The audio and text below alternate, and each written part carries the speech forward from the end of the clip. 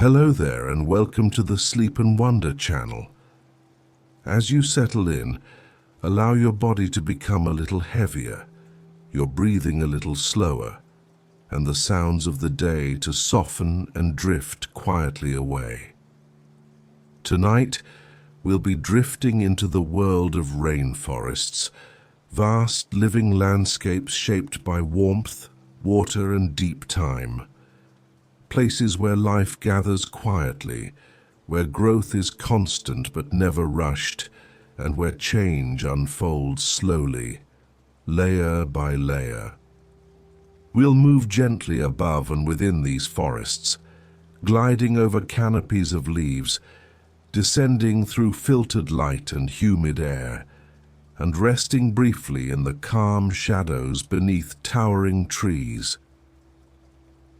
Along the way, we'll explore how rainforests are formed, how light travels through their many layers, how soil, water, fungi, plants, and animals work together in continuous, silent exchange.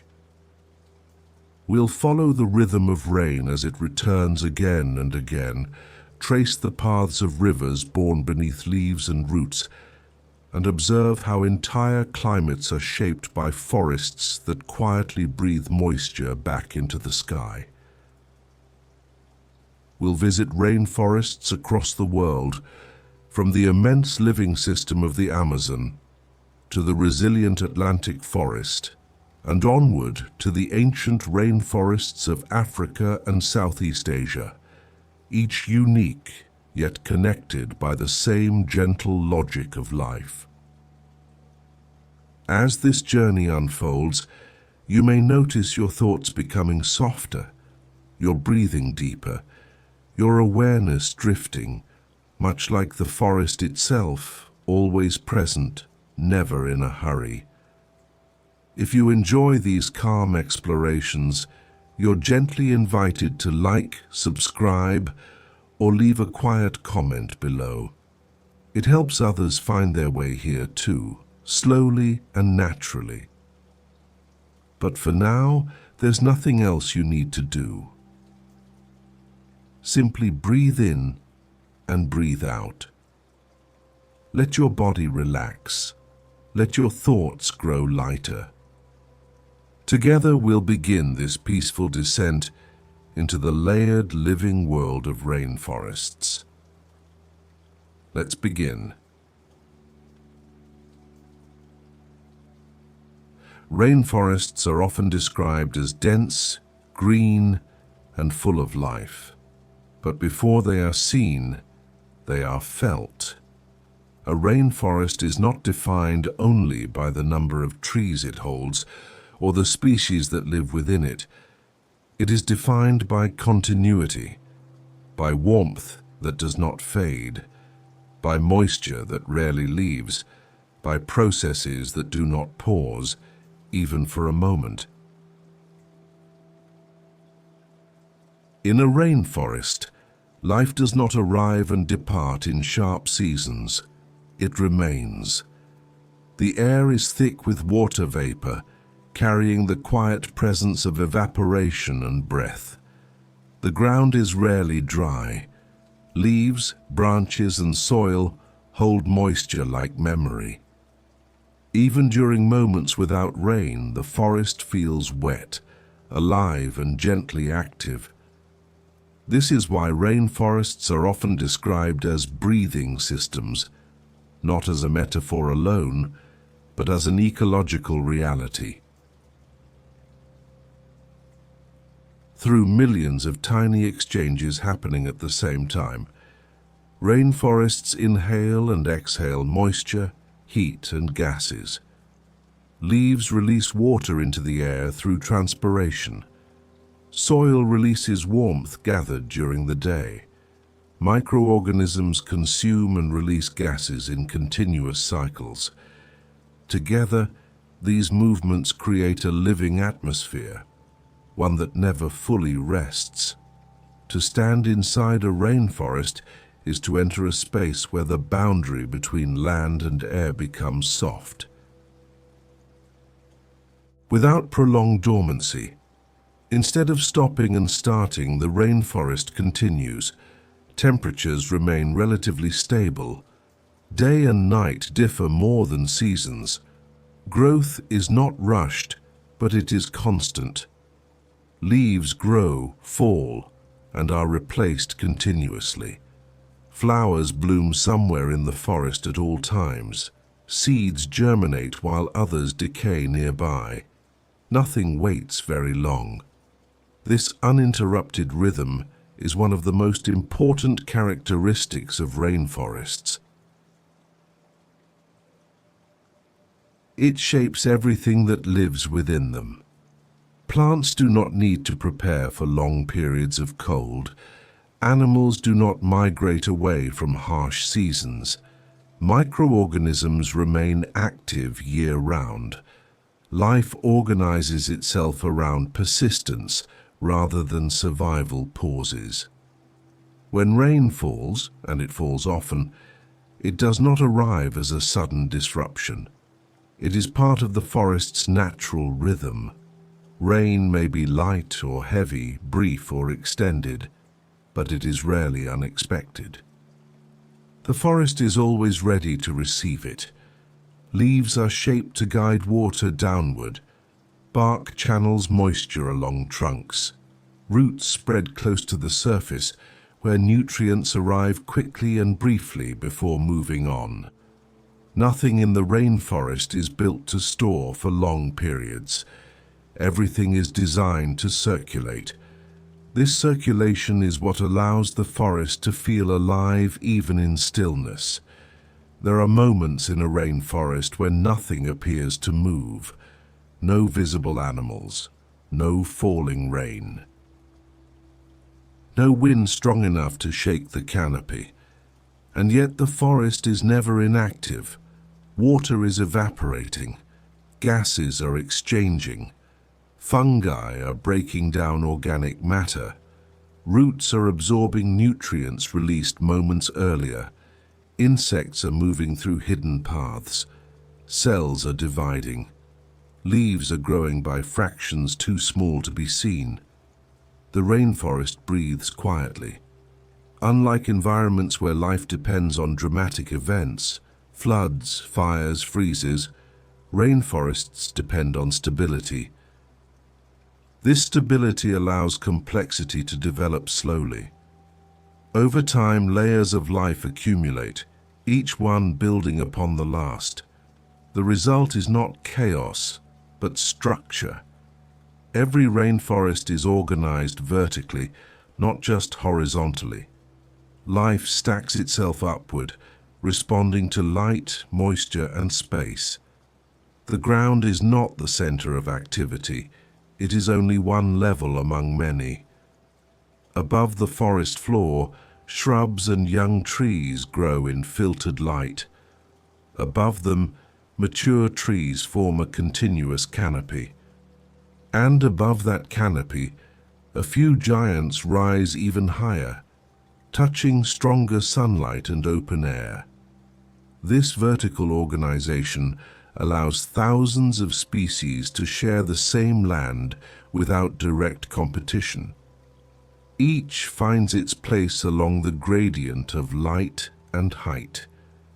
But before exploring those layers in detail, it is important to understand the atmosphere that holds them together. Rainforests create their own internal climate.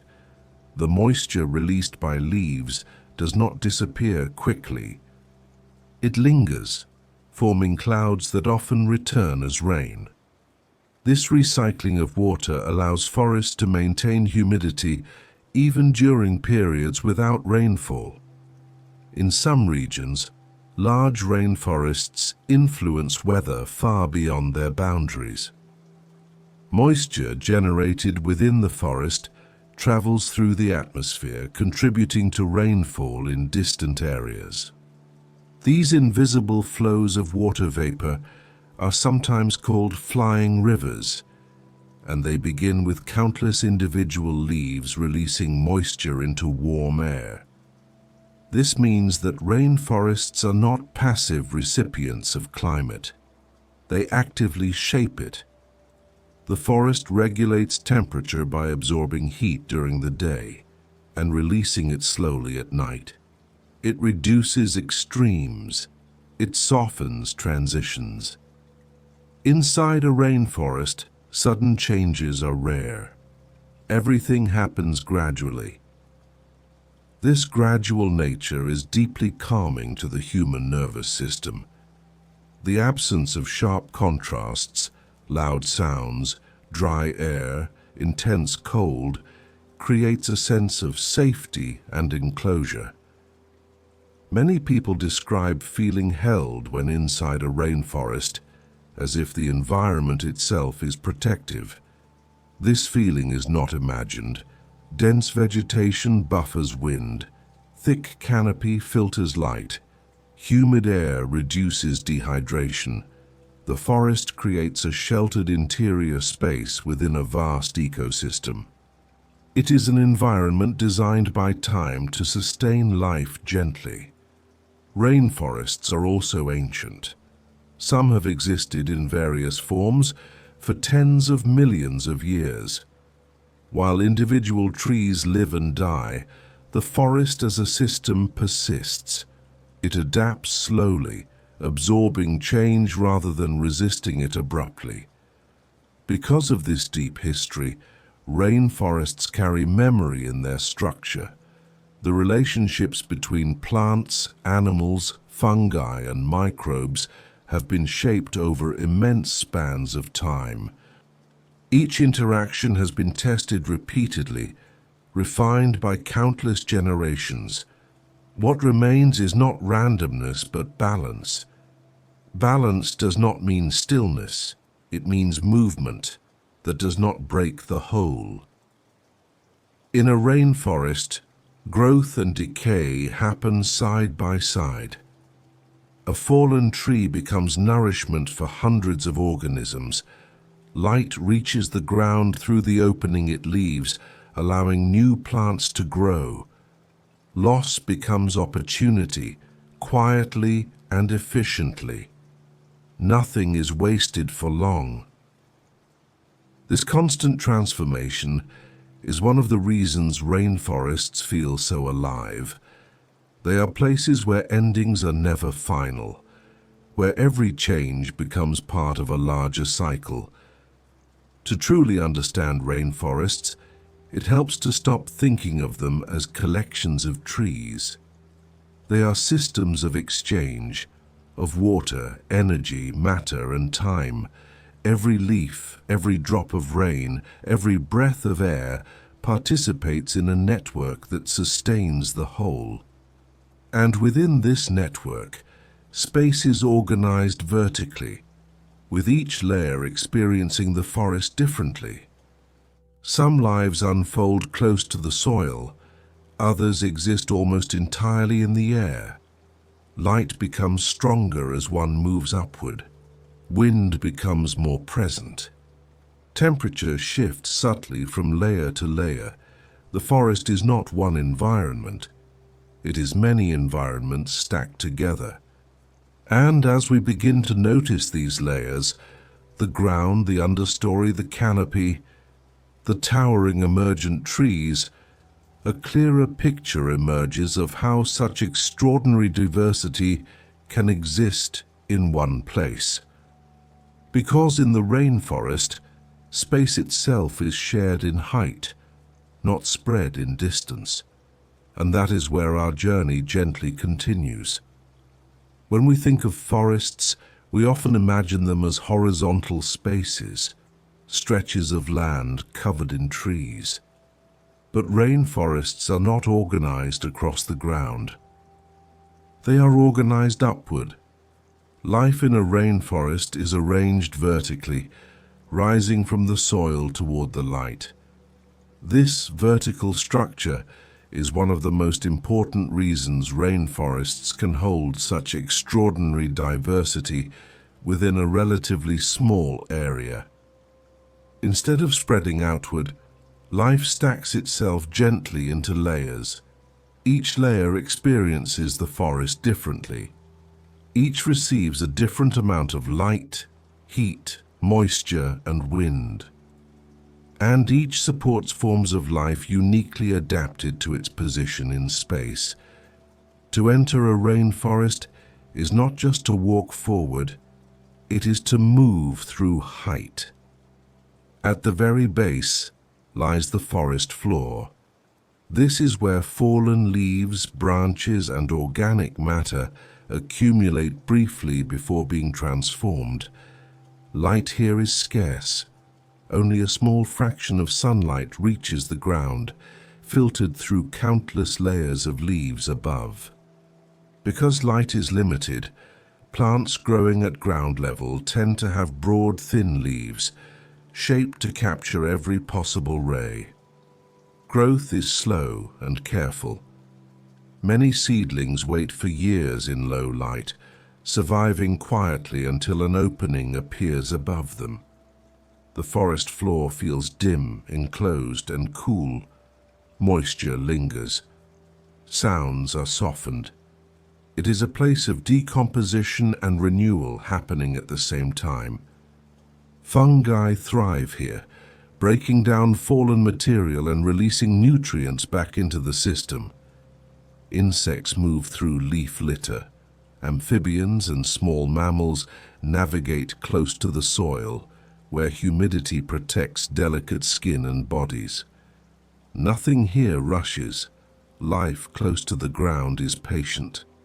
Above the forest floor rises the understory, a dense layer of shrubs, young trees, vines, and palms.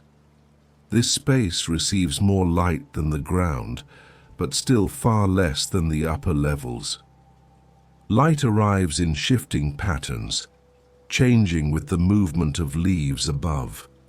In the understory, plants grow with flexibility. Leaves adjust their angle. Stems bend and twist, following narrow paths of brightness. Many plants here are adapted to sudden changes, growing rapidly when light becomes available, then slowing again when shade returns. This layer is rich in movement. Insects hover. Birds dart between branches. Reptiles and amphibians climb and rest. The understory is a place of transition, neither fully dark nor fully bright. It is also a place of connection. Vines and lianas stretch upward, linking lower layers to the canopy above. These climbing plants use trees as support, allowing them to reach light without investing energy in thick trunks. The understory feels alive with quiet motion. Above this dense middle layer lies the canopy, the defining feature of rainforests.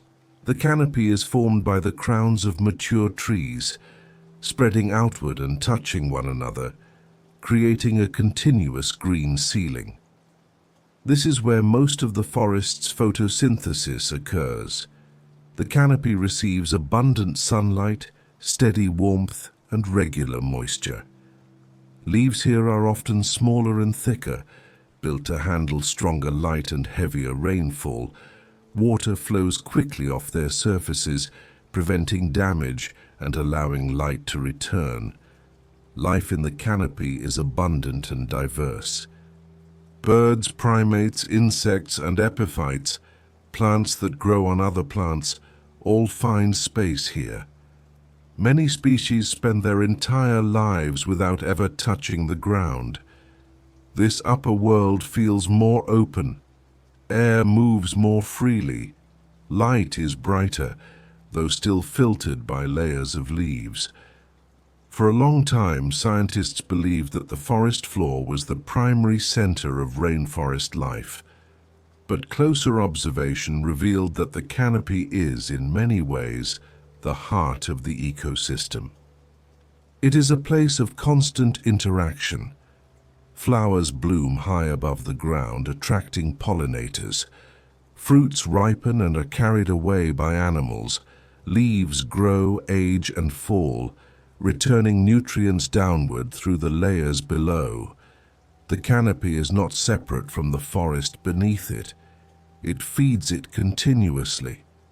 Rising even higher than the canopy are the emergent trees. These are the tallest individuals in the forest, giants that rise above the surrounding green ceiling, reaching into direct sunlight and open air. Emergent trees experience conditions unlike any other layer. They face stronger winds, greater temperature variation, more exposure to storms. Because of this, they develop unique adaptations, thick trunks, deep root systems, strong, flexible branches that can withstand constant movement. From these heights, the forest appears vast and continuous. From here, birds travel long distances. Seeds disperse across wide areas. Emergent trees act as bridges between the forest and the sky. Together, these layers, floor, understory, canopy, and emergence, form a vertical mosaic of habitats.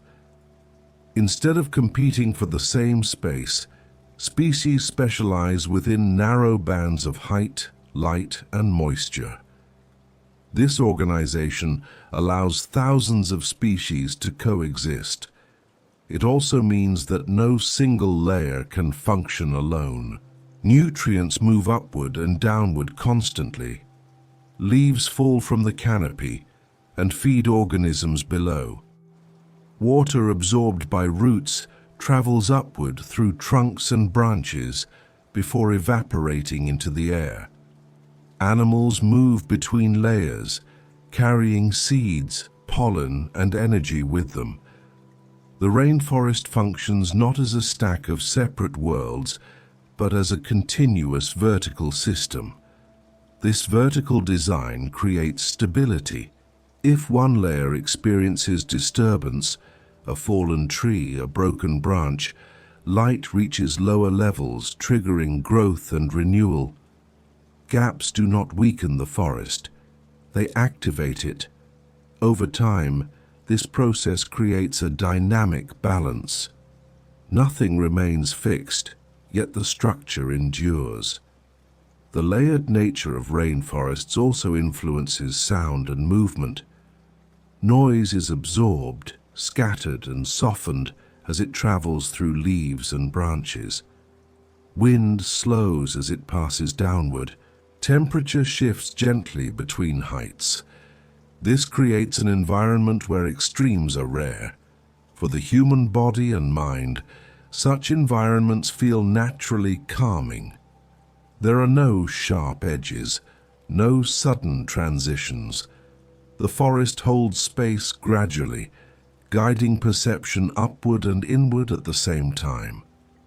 As we become aware of these layers, the rainforest reveals itself not as overwhelming, but as organized, complex yet intelligible, abundant yet balanced.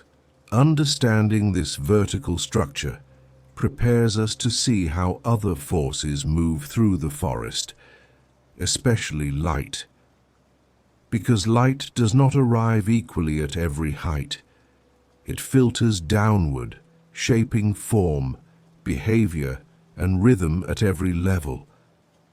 And to follow the path of light through the rainforest is to understand how life adapts, persists, and flourishes within this world of heights. That gentle journey is where we continue next. In a rainforest, light is never simple. It does not arrive openly, nor does it dominate the landscape. Instead, it moves carefully, slowly, and unevenly, shaping life without ever overwhelming it. Sunlight reaches the rainforest from above, strong and abundant, but very little of it touches the ground directly. The forest receives light the way it receives rain, through countless small openings, layers, and interruptions. By the time sunlight reaches the forest floor, it has already traveled a long and complex path. At the highest level, above the canopy, sunlight is intense and direct. Here energy arrives in full strength, unfiltered by leaves or branches. This is the light that emergent trees experience, bright, warming, and constant. But most of the forest lives below this level. As sunlight meets the upper leaves of the canopy, it begins to change. Leaves absorb a large portion of the light for photosynthesis, converting solar energy into chemical energy that fuels growth. What is not absorbed is reflected, scattered, or filtered into softer forms. The canopy acts like a living filter. It breaks light into fragments. Some rays pass through small gaps between leaves. Others are reflected sideways, bouncing between branches. Many are absorbed entirely, never reaching lower levels at all. The result is a mosaic of light and shadow that is constantly shifting. Nothing remains evenly lit for long. As the sun moves across the sky, beams of light drift slowly across the forest interior. These moving columns of brightness are often called sunflecks. They appear briefly, illuminating patches of leaves, bark, and soil before fading again. For many plants and animals, these fleeting moments of light are essential. In the understory and forest floor, sunlight is rare and precious. Plants growing here have adapted to make the most of very little. Their leaves are often large, thin, and dark green, designed to capture low levels of light efficiently. Some plants can survive for years in deep shade, maintaining themselves with minimal energy until conditions change. When a tree falls or a branch breaks, light suddenly pours into the space below. In response, dormant plants awaken, growing rapidly to take advantage of the temporary brightness. Light becomes opportunity. This pattern, long periods of shade interrupted by brief abundance, shapes the rhythm of life in the rainforest. Growth is not constant everywhere at once. It happens in pulses, guided by openings in the canopy. Animals too respond to these light patterns. Many insects time their activity to specific light conditions. Birds move through layers, following brightness and shadow. Amphibians remain close to darker, cooler spaces where moisture lingers. Even fungi respond to light indirectly, adjusting growth patterns based on changes in temperature and humidity caused by sunlight above. Light does not only provide energy, it also carries information. The intensity, angle, and duration of light signal time of day, season, and environmental change. In a rainforest where seasonal variation is subtle, these signals are especially important.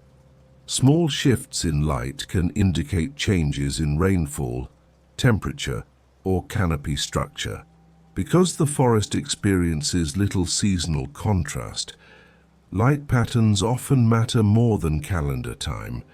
Plants in the rainforest are finely tuned to these signals. Some flower only when light conditions reach specific thresholds. Others synchronize leaf growth with changes in sunlight intensity. These processes happen quietly, without sudden transitions, woven into the forest's steady rhythm. As light continues downward, it becomes increasingly diffuse. By the time it reaches the forest floor, it is no longer a beam but a glow, soft, indirect, and scattered. This low-light environment shapes the physical appearance of the forest interior. Colors appear deeper and richer. Greens darken.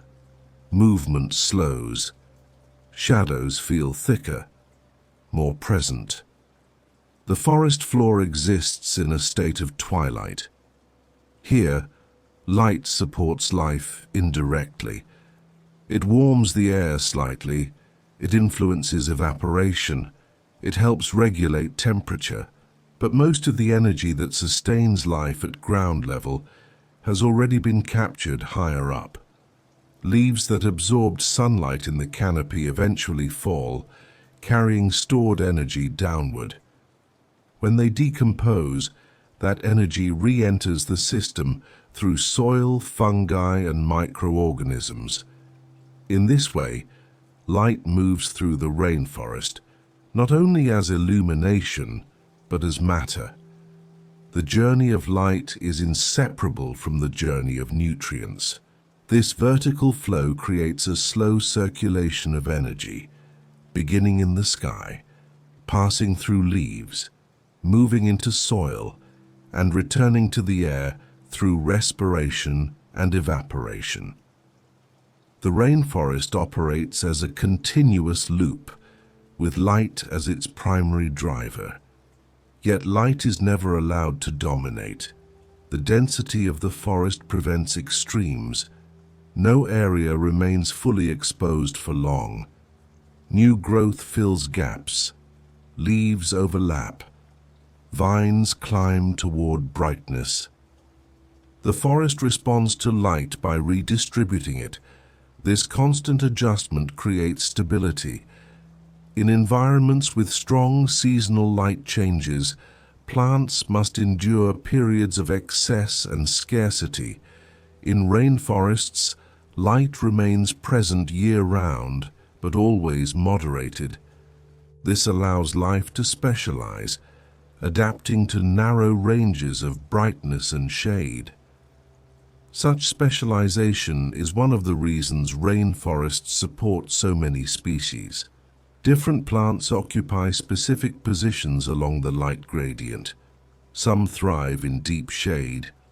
Others require filtered light. A few demand full sun and only grow when gaps appear. Each strategy fits into the larger structure of the forest. Animals, too, align themselves with these zones. Some remain hidden in low-light environments. Others live high in the canopy, navigating brighter spaces. Movement between layers often follows light paths. Light guides behavior as much as it guides growth. Even temperature is influenced by light distribution. Areas exposed to sunlight warm gently, while shaded regions remain cooler. These subtle differences create microclimates within the forest, offering a range of conditions within a small area. This diversity of microclimates supports further diversity of life. For the human observer, this gentle modulation of light has a calming effect. There are no harsh contrasts, no blinding brightness. The forest softens light, allowing the eyes to rest. This is why rainforests often feel dim but not dark, bright but not intense. Light exists everywhere, yet nowhere fully. The experience of moving through a rainforest is shaped by this quiet balance. Paths wind through shade and brightness. Leaves shimmer briefly when touched by sunlight. Drops of water reflect light before disappearing again. Everything glows softly, never sharply. Over time, this visual environment encourages slower movement, quieter attention, and a sense of enclosure. The forest does not demand focus, it invites presence. Light in the rainforest teaches patience. It rewards those who wait, who notice small changes, who allow their eyes to adjust. It does not reveal everything at once. It unfolds gradually.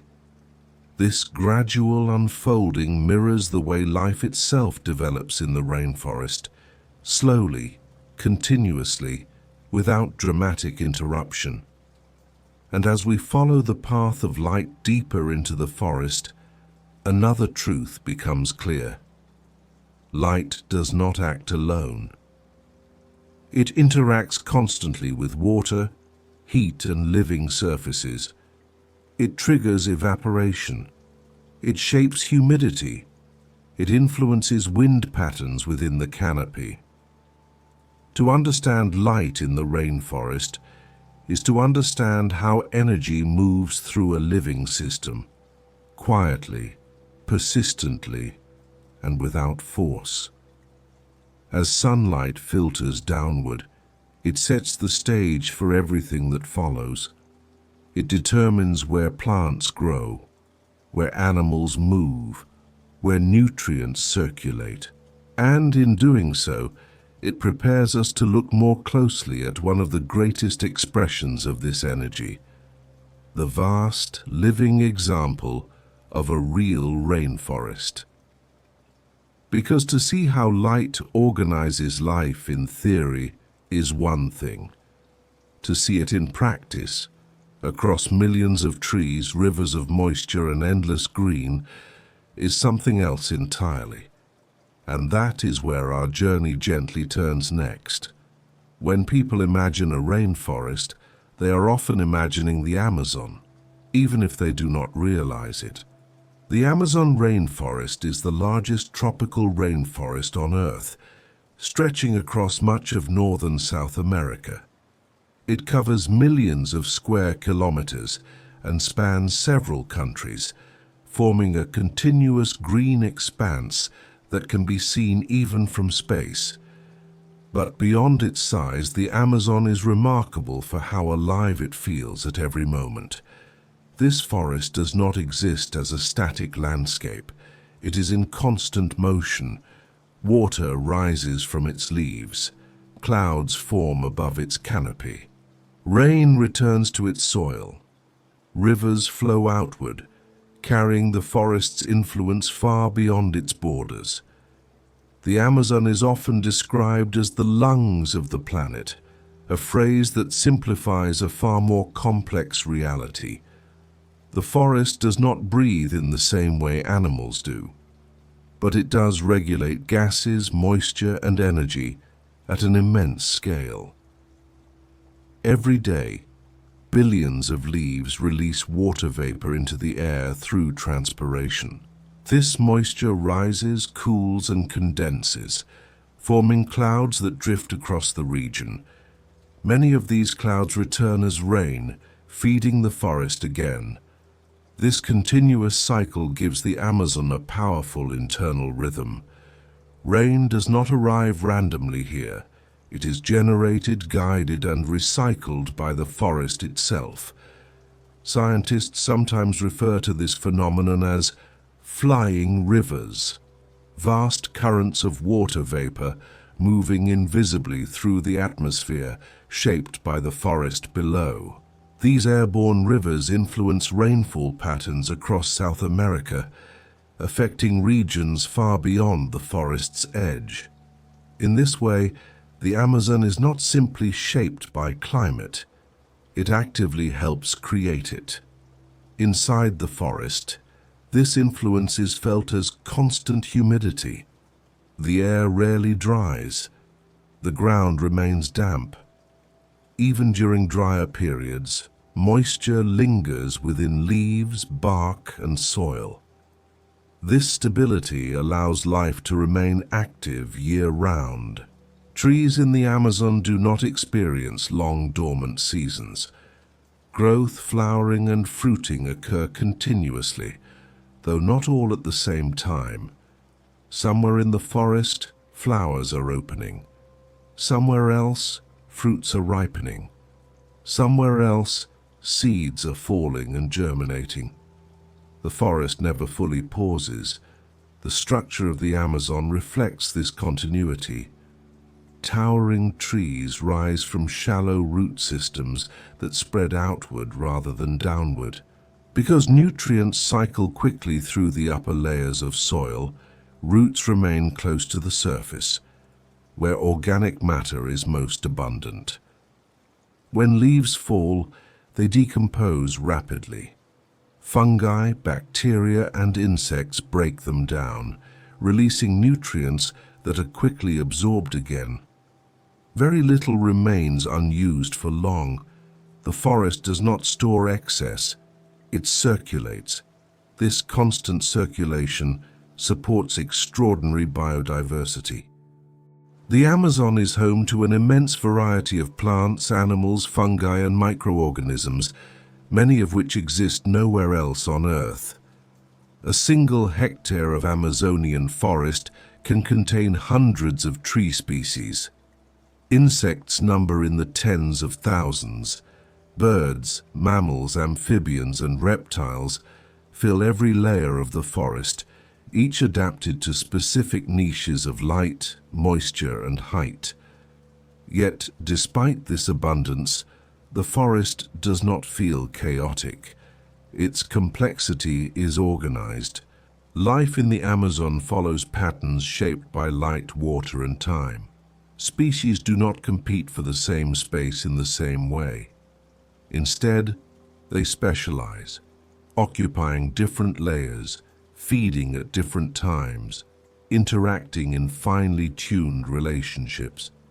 Some plants rely on specific insects for pollination. Some animals depend on particular fruits that appear only briefly. Some fungi form partnerships with certain trees, exchanging nutrients in both directions. These relationships have developed over millions of years. The Amazon is ancient. While its shape has changed over time, the region has supported tropical forests for tens of millions of years. During this time, life has had the opportunity to diversify slowly, adapting to stable conditions without repeated disruption. This long history matters. It explains why so many species exist in close proximity. It explains why specialization is so extreme. And it explains why the forest functions as an integrated whole, rather than a collection of independent parts. The rivers of the Amazon further reinforce this integration. Thousands of rivers and streams weave through the forest, forming the largest river system on the planet. These waterways move slowly, shaded by dense vegetation, rich in organic material. They transport nutrients, seeds, and organisms across vast distances. During seasonal floods, rivers spill into surrounding forests, nourishing trees and redistributing life. Water connects distant regions of the forest, allowing energy and matter to circulate freely. Even the forest's sounds reflect this continuous movement. Insects call throughout the day and night. Birds vocalize across the canopy. Rain falls, sometimes lightly, sometimes heavily, but rarely without rhythm. Silence in the Amazon is rare, but noise is never harsh. Everything blends into a steady, layered soundscape that mirrors the forest's structure. For the human listener, this environment feels immersive and enveloping. There are no sharp boundaries, no clear beginnings or endings. The forest surrounds, supports, and holds attention gently. This sensory experience is not separate from the forest's ecological function. It is a result of it. The density of vegetation softens sound. Humidity dampens extremes. Light filters gradually. Temperature shifts are subtle. Together, these conditions create an atmosphere that feels stable and protective. The Amazon is often described as vast and overwhelming, but when experienced slowly, it reveals itself as precise and balanced. Every process has its place. Every movement has a role. This balance, however, depends on continuity. The forest's ability to generate rain, regulate temperature, and sustain biodiversity relies on its scale and integrity. Large connected areas allow internal cycles to function smoothly. Where the forest remains intact, its rhythms persist. This is not a fragile balance in the sense of being weak. It is resilient, built on redundancy, diversity, and time, yet it is also specific. The Amazon works because its parts remain connected. When connections weaken, cycles change. Understanding the Amazon helps us understand rainforests as living systems rather than abstract concepts. It shows how light, water, soil, and life interact at scale, producing stability through constant movement. The Amazon is not exceptional because it is unique. It is exceptional because it reveals how rainforests work when allowed to exist as wholes. And once we understand this living example, it becomes easier to recognize similar patterns in other tropical forests around the world, each with its own variations, yet guided by the same underlying principles. From this vast green system, our attention naturally turns downward again, to the ground beneath our feet, where much of the forest's quiet work continues unseen. Because beneath the Amazon's towering trees lies a surface that appears ordinary, yet supports everything above it. And that is where we gently move next. At first glance, the ground beneath a rainforest seems dark, soft, and fertile. Leaves cover the surface. Branches slowly disappear. Life appears to rise effortlessly from the soil. Yet beneath this surface impression lies a quiet truth. Rainforest soils are not rich reservoirs of nutrients. They are places of movement. Unlike temperate regions where nutrients accumulate slowly in deep layers of soil, tropical rainforest soils tend to be relatively poor in long-term storage. Heavy rainfall washes minerals downward. Warm temperatures accelerate chemical processes. Organic matter breaks down quickly. What sustains the forest is not what the soil holds, but what it passes along.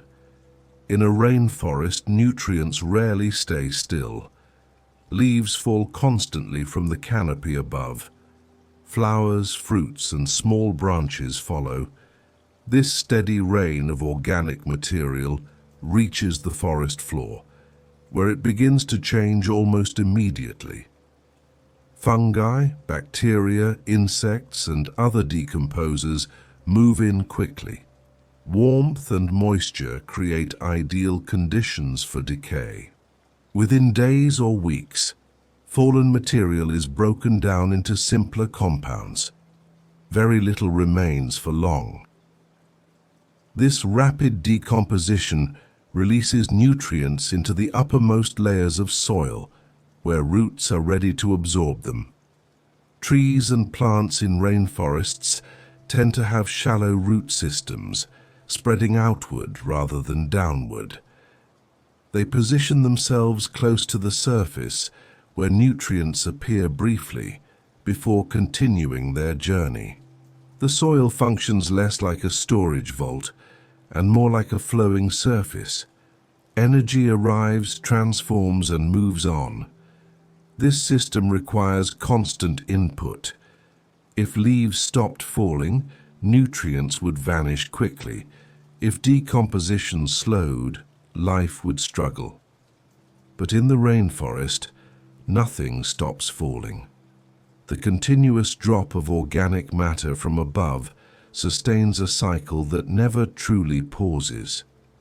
The forest feeds itself through constant renewal rather than accumulation.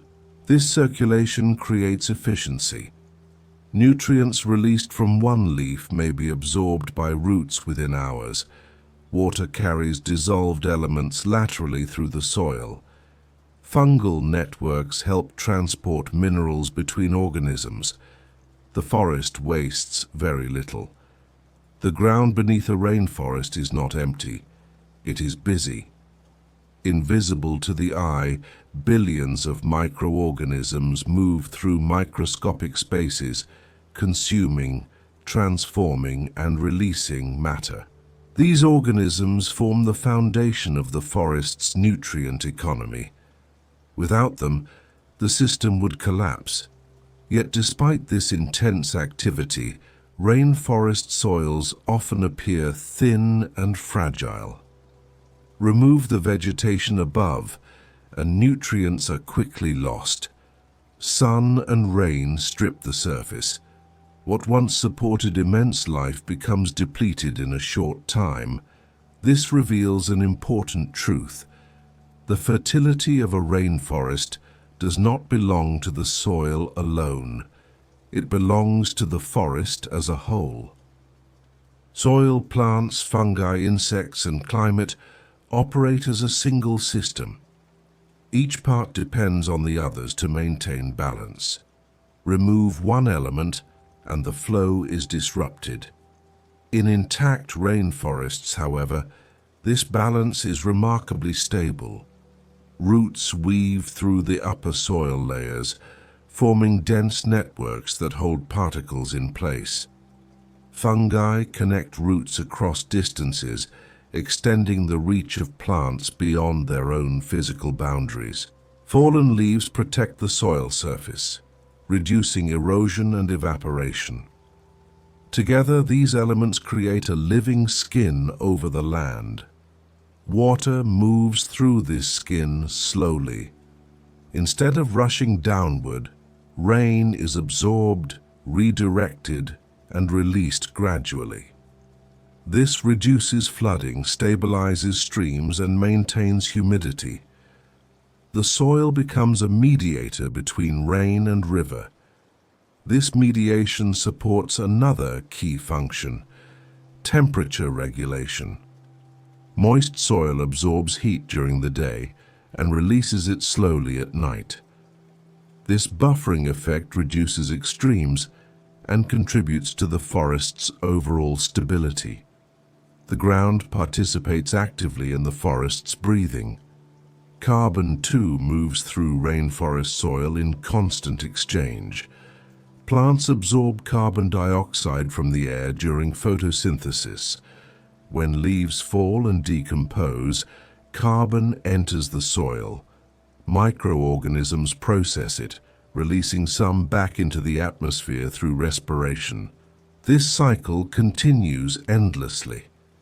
Rainforests do not simply store carbon in soil, they circulate it. This dynamic movement of carbon supports growth, regulates climate, and sustains microbial life. It also means that rainforest soils are sensitive to disruption. Changes in temperature, moisture, or vegetation can shift the balance quickly. Yet within natural conditions, the system remains resilient. The soil's role extends beyond chemistry. It also shapes behavior. Many animals interact directly with the forest floor. Insects burrow and tunnel, mixing layers and increasing aeration. Mammals disturb soil as they forage. Amphibians rely on moist ground to regulate body temperature and hydration. Each movement contributes to soil structure. Even falling trees play a role. When a large tree collapses, it pulls up soil and roots, creating pits and mounds. These disturbances expose fresh surfaces, alter drainage, and create new microhabitats.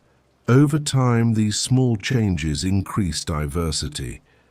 The forest floor becomes a mosaic of conditions, slightly higher, slightly lower, wetter, drier, each supporting different forms of life.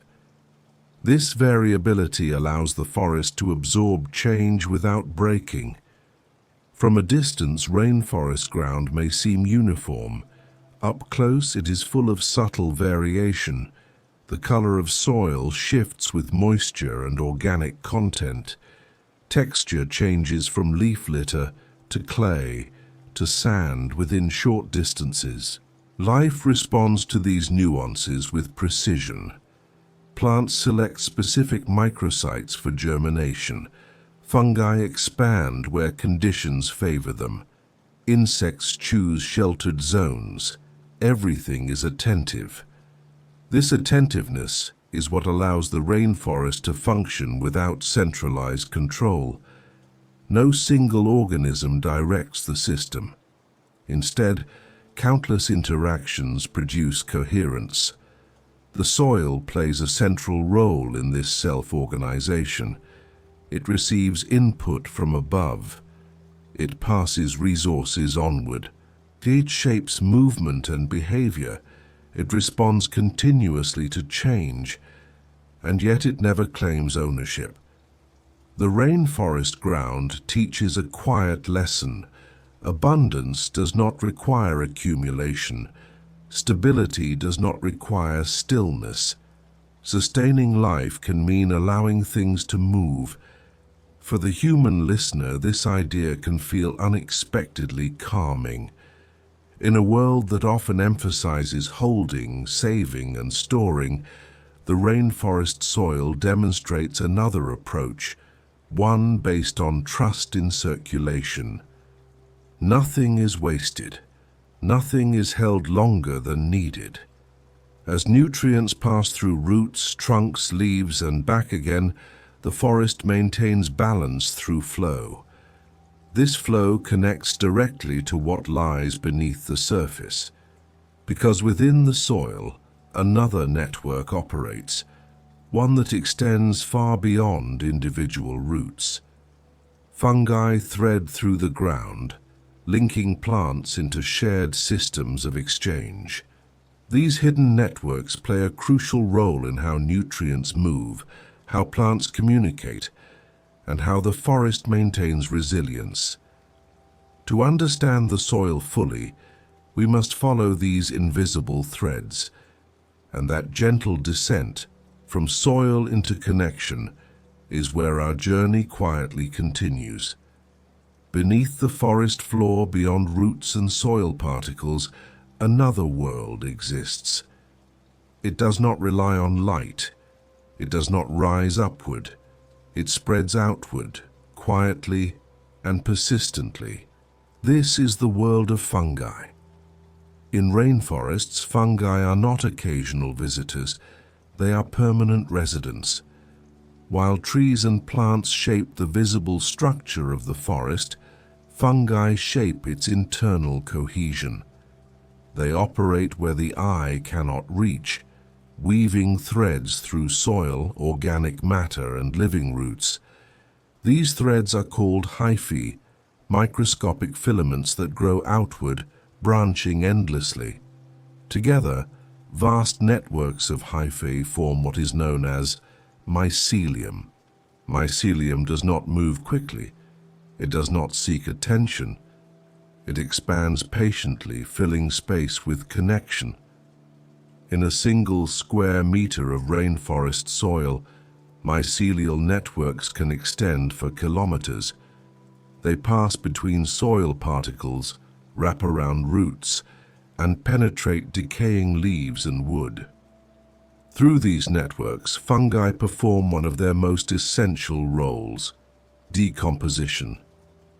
In the warm, humid environment of the rainforest, fallen organic matter is abundant. Leaves, branches, fruits, and entire trees return to the forest floor continuously. Without fungi, this material would accumulate, locking nutrients away from the living system. Fungi release enzymes that break down complex organic compounds, cellulose, lignin, and other plant materials that few organisms can digest. Through this process, nutrients are released into forms that plants and microorganisms can absorb. Decomposition is not destruction, it is transformation. As fungi break down matter, they convert the remains of past life into resources for new growth. Energy moves forward. Nothing is held indefinitely, but fungi do far more than decompose. In rainforests, many fungi form intimate partnerships with living plants. These relationships are known as mycorrhizal associations. In such partnerships, fungal hyphae attach to or penetrate plant roots, creating a shared interface. Through this interface, exchange occurs. Fungi extend the effective reach of plant roots, accessing water and minerals from soil volumes far beyond what roots could reach alone. In return, plants provide fungi with sugars produced through photosynthesis. Both benefit. This exchange is so efficient that many rainforest plants cannot survive without their fungal partners. Seedlings often depend on specific fungi to establish themselves in the shaded forest floor. Without these connections, growth slows or stops entirely.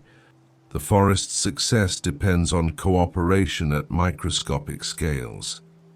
Through mycorrhizal networks, fungi also connect multiple plants together. Nutrients and signals can move from one plant to another through shared fungal pathways. A tree receiving abundant sunlight may transfer carbon to shaded neighbors. Seedlings may receive support from mature trees. The forest shares. This sharing is not conscious, but it is structured. It emerges from countless interactions shaped by evolution.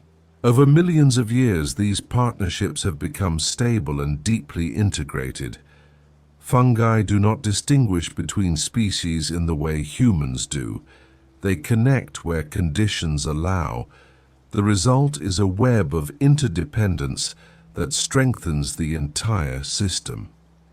In rainforests, where soils do not store nutrients for long, these networks are especially important.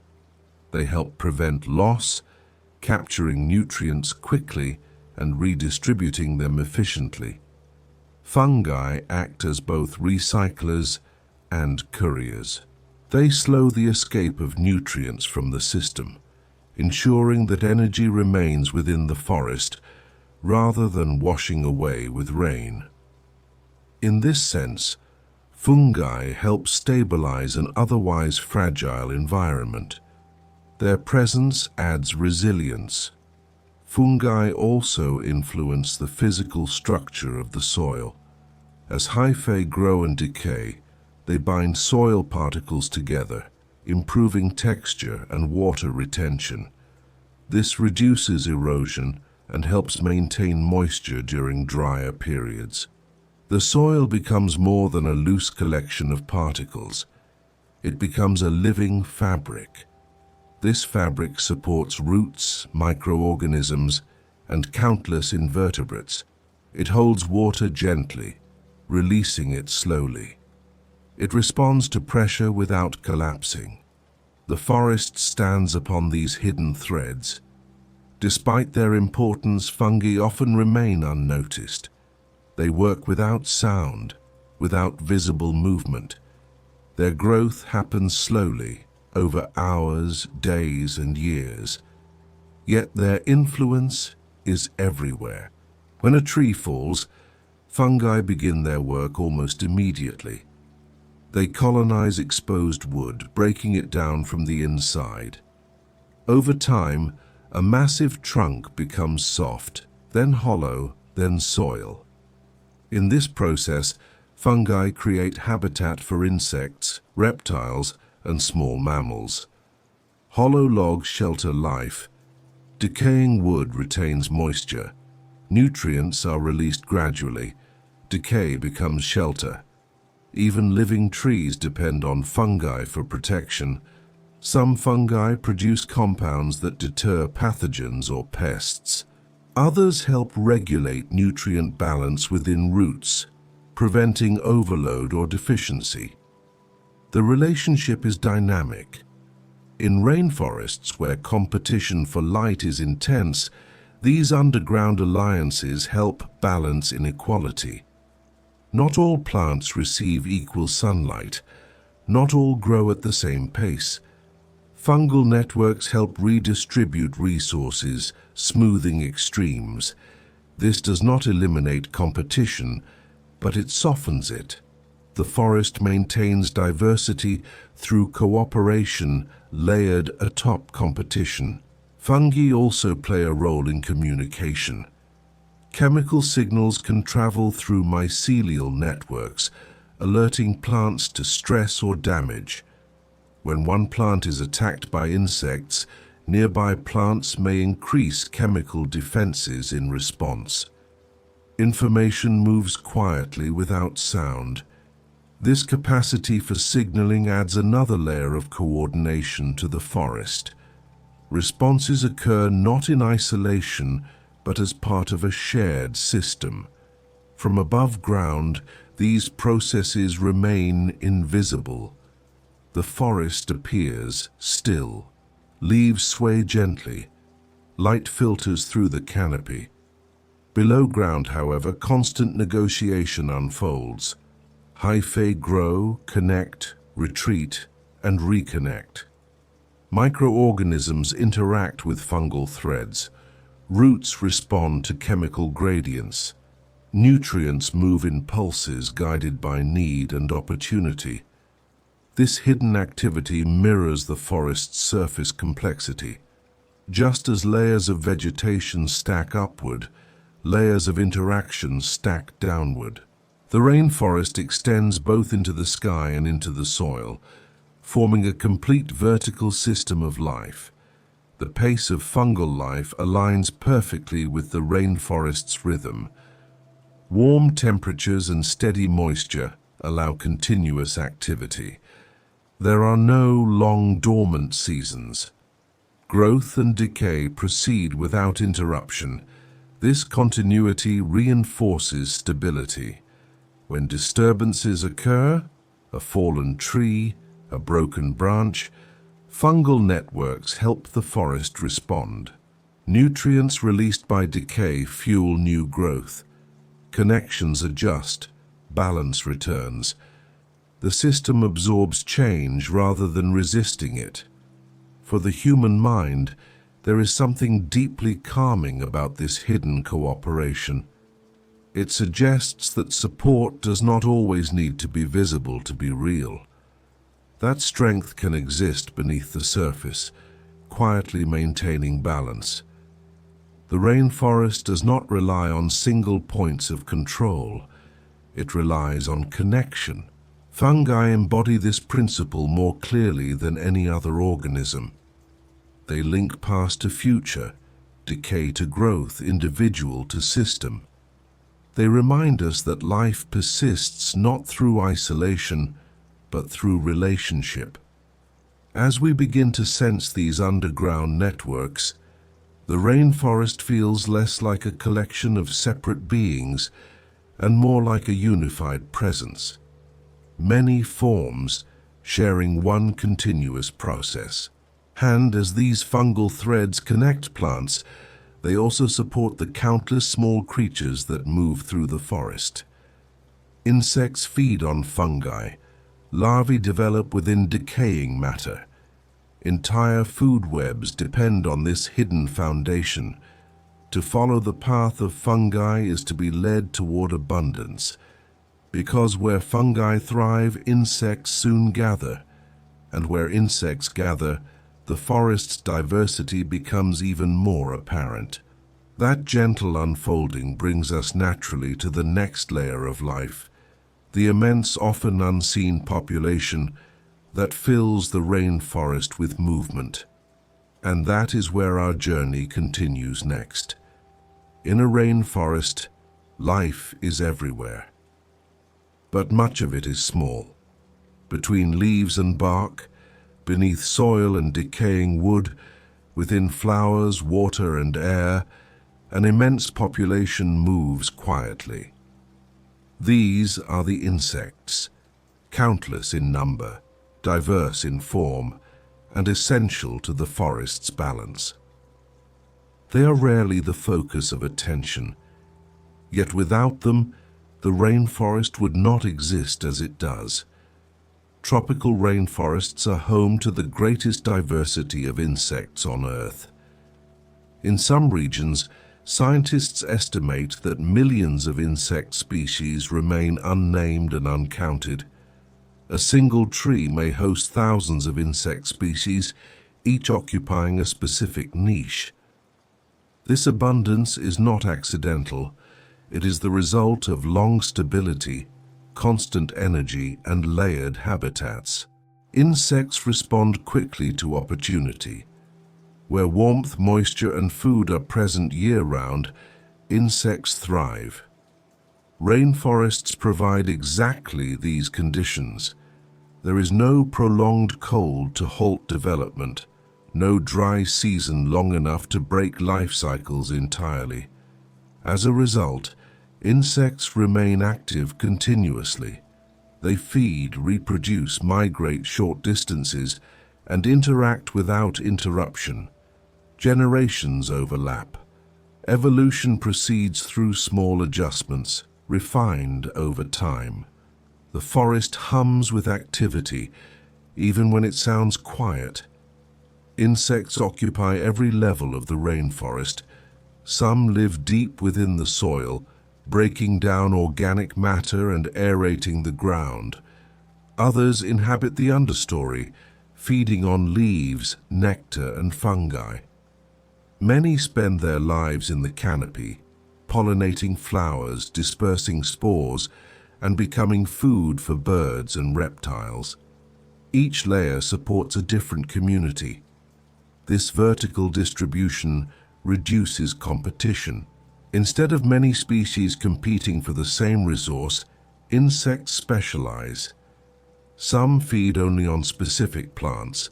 Others emerge only at certain times of day or night. Some live their entire lives within a few square meters.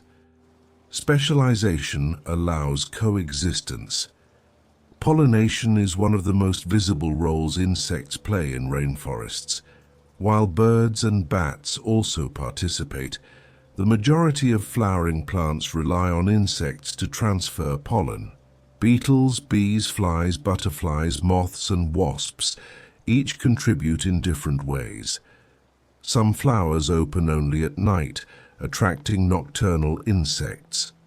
Others produce specific scents or shapes that appeal to particular species. These relationships are often highly precise. Over time, plants and insects adapt to one another. This mutual adaptation increases efficiency. Pollination becomes reliable. Plants reproduce successfully. Insects gain access to consistent food sources. The forest benefits as a whole. Insects also play a crucial role in decomposition. Termites, ants, beetles, and fly larvae break down wood, leaves, and organic waste. They're feeding fragments material, increasing the surface area available to fungi and bacteria. This collaboration accelerates nutrient cycling. Termites, in particular, are major architects of rainforest ecosystems. By consuming dead wood and leaf litter, they prevent accumulation and return nutrients to the soil. Their tunnels improve soil structure and water infiltration. Ants, too, reshape the forest floor. They move seeds, cultivate fungi, defend plants, and regulate insect populations. Some ant species form mutualistic relationships with plants, protecting them from herbivores in exchange for shelter or food. These partnerships add layers of cooperation to the forest's complexity. Herbivory, the consumption of plant material, is another essential insect function. Insects feed on leaves, stems, roots, flowers, and seeds. While this may seem destructive, it plays a regulatory role. By limiting plant growth, insects prevent any single species from dominating. This maintains diversity and allows many plant species to coexist.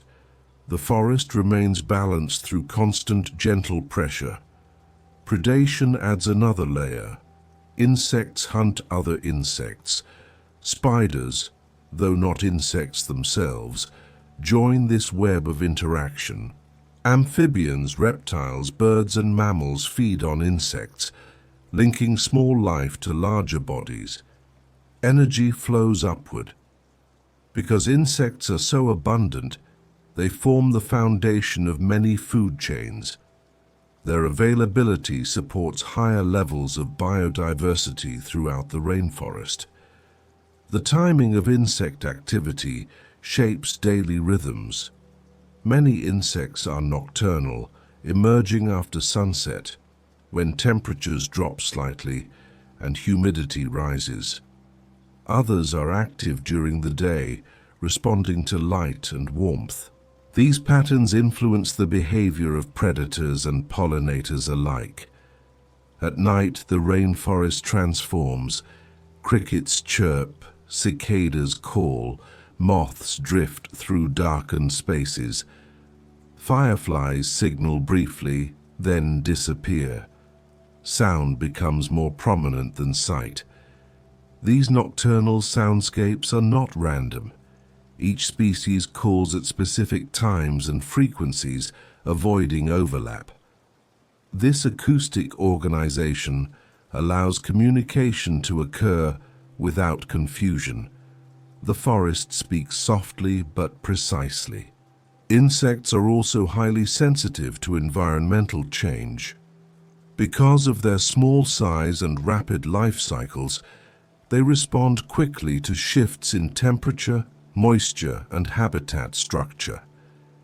This sensitivity makes them important indicators of ecosystem health.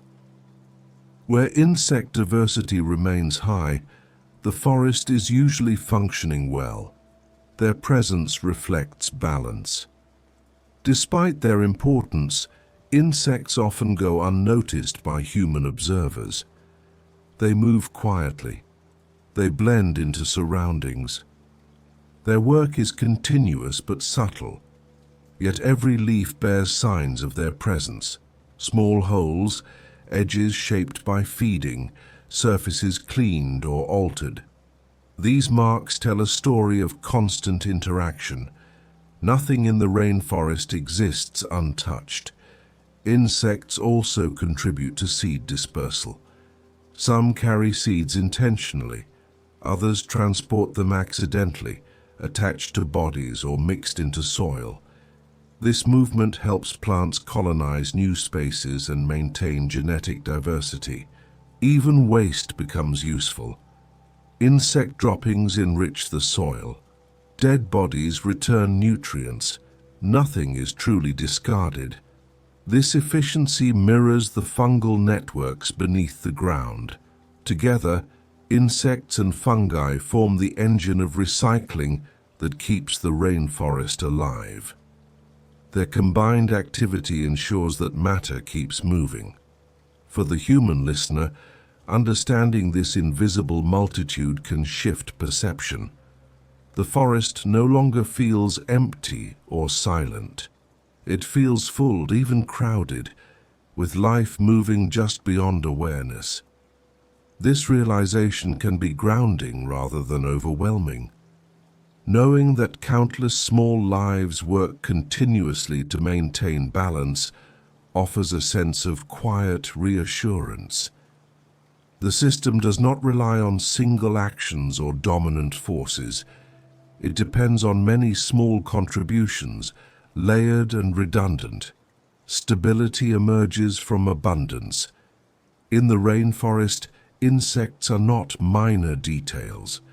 They are structure, they are rhythm, they are continuity. Their presence connects soil to canopy, plants to animals, decay to growth. They translate energy into movement and movement into life. And as insects move through the forest, they draw attention to the spaces between leaves and branches, the zones where larger bodies travel, rest, and adapt. Because following insects upward leads us toward the creatures that move between leaves and shadows, navigating humidity, camouflage, and quiet motion.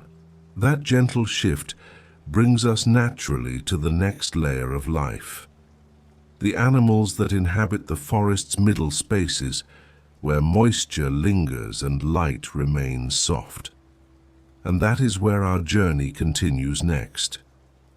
Not all rainforests are vast and continuous. Some survive in fragments.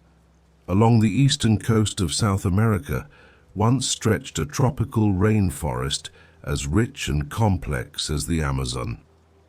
This forest followed mountains, valleys, and coastal plains, shaped by ocean winds and frequent rain.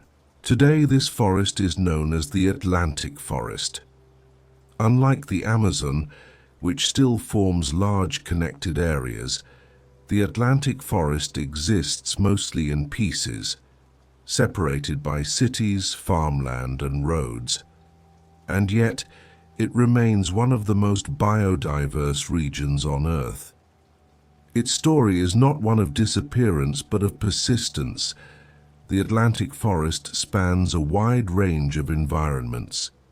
It grows along humid coastlines, climbs steep mountain slopes, and extends into inland plateaus. Rainfall is frequent, though patterns vary. Temperatures are generally warm, but elevation creates cooler zones. This diversity of conditions allows many forms of life to coexist within relatively small areas. Despite covering a much smaller area than it once did, the Atlantic forest holds an extraordinary concentration of species. A large number of its plants and animals are endemic, found nowhere else in the world. This means that even small forest fragments can contain unique life. The structure of the Atlantic forest reflects its environment. Trees are often shorter than those in the Amazon, but densely packed. The canopy is layered and irregular, shaped by wind, rain, and uneven terrain. Light filters through in shifting patterns. Moisture lingers in valleys and shaded slopes. Mist often settles among trees in higher elevations.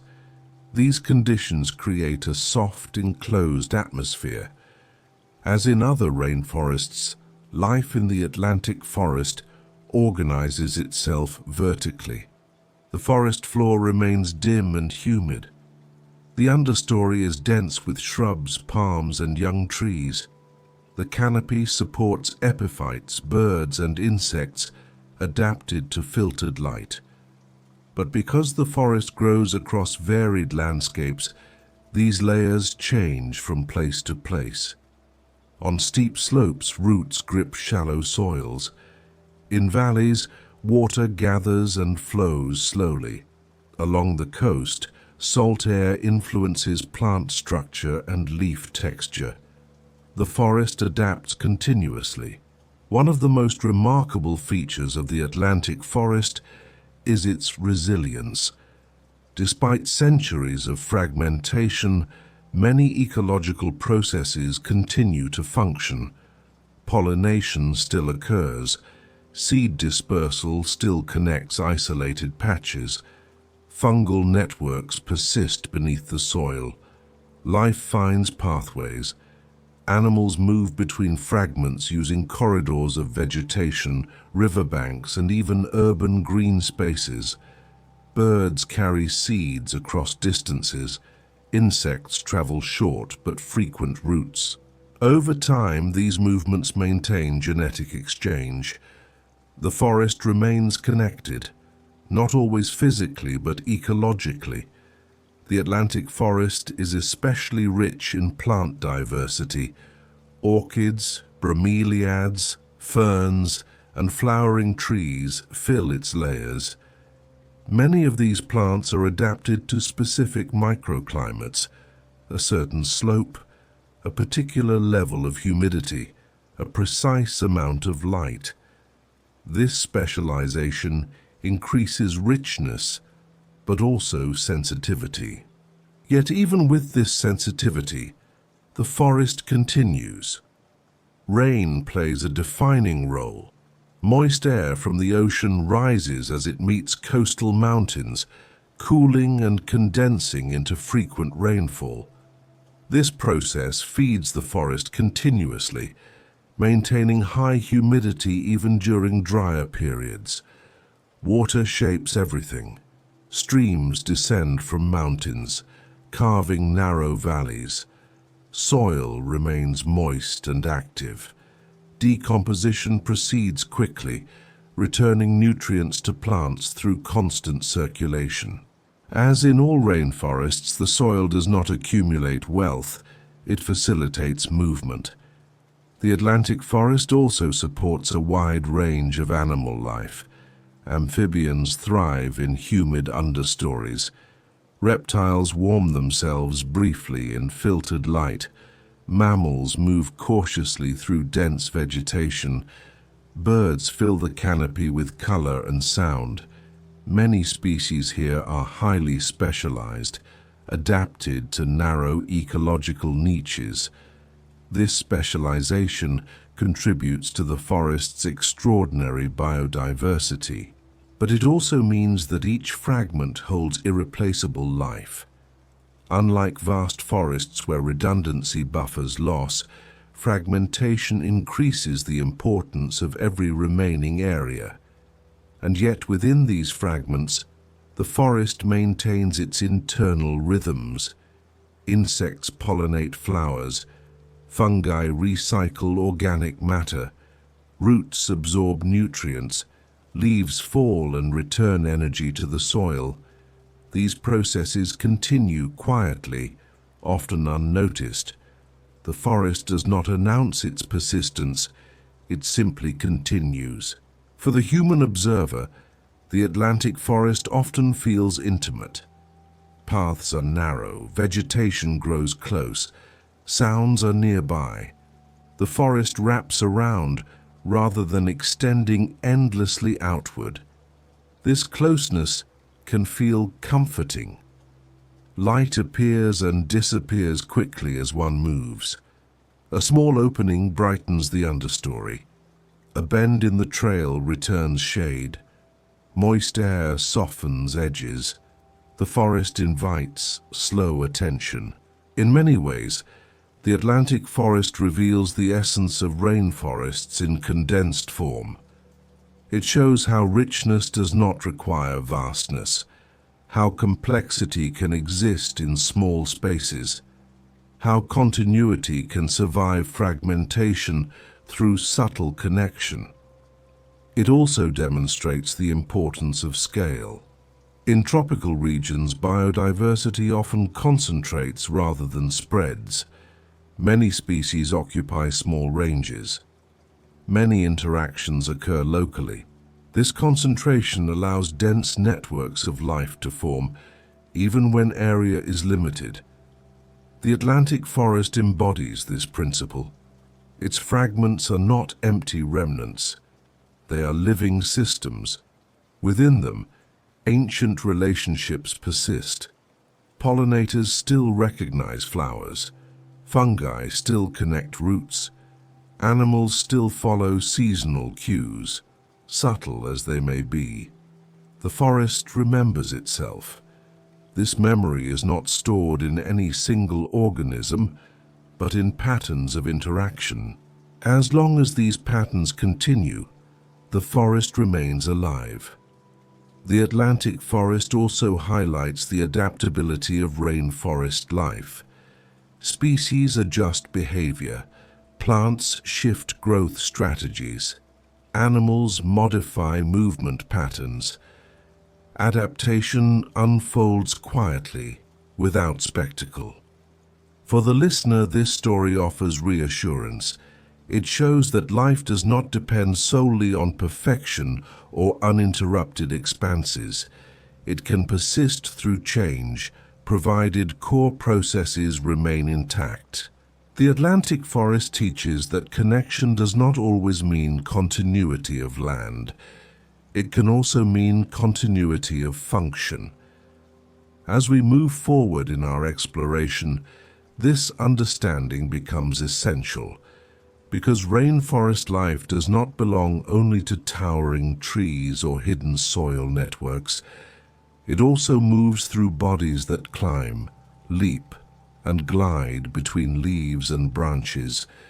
creatures that navigate humidity and shadow with precision.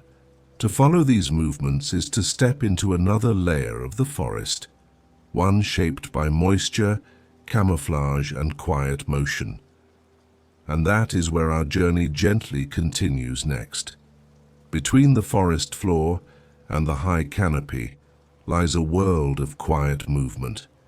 Here life does not rush. It slips, climbs, pauses, and waits.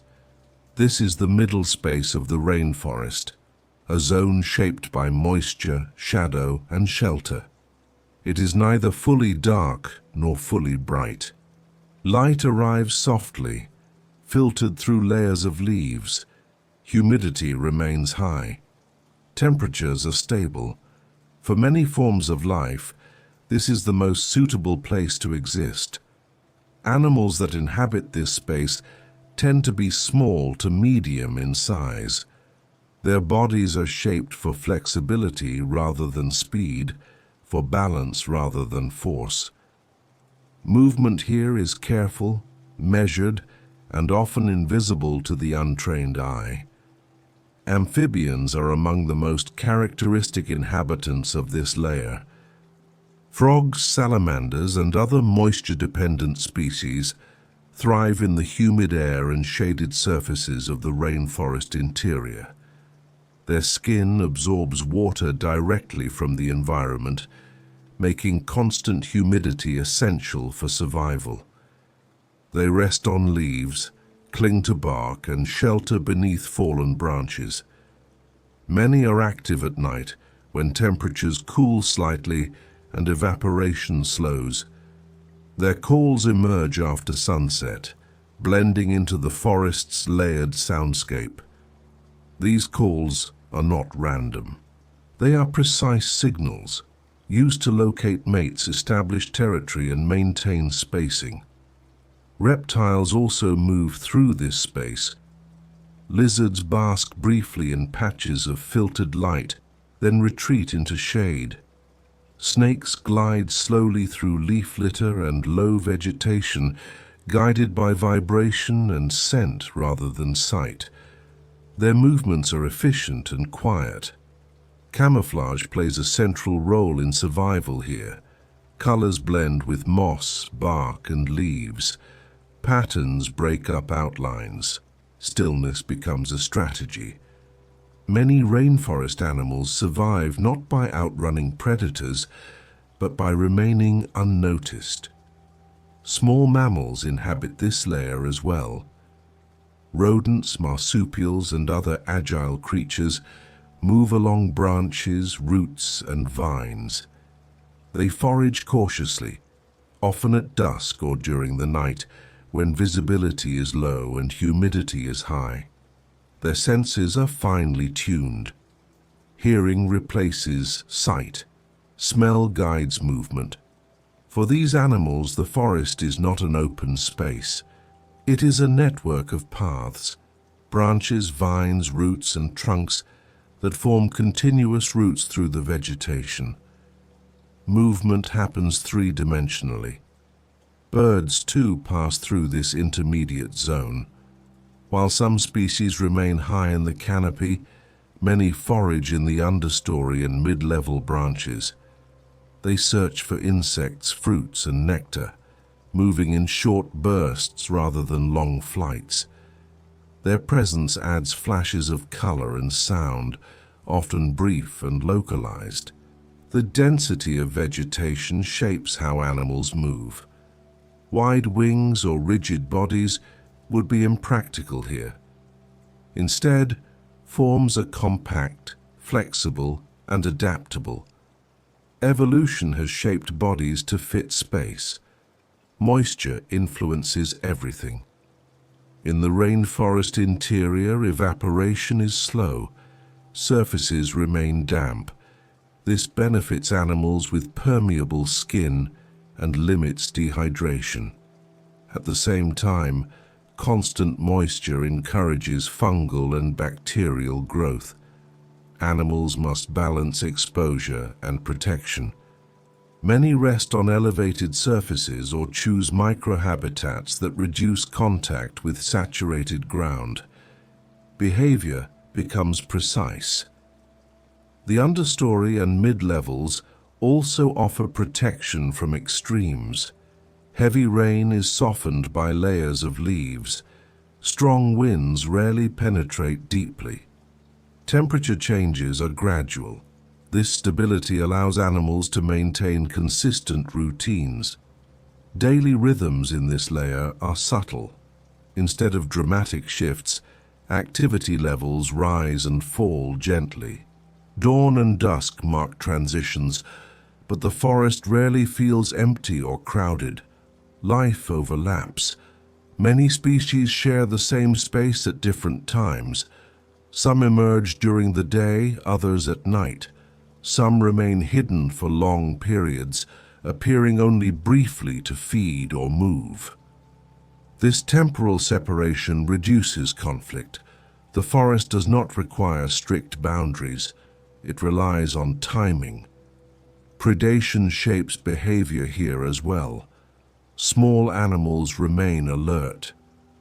Sudden movement is avoided.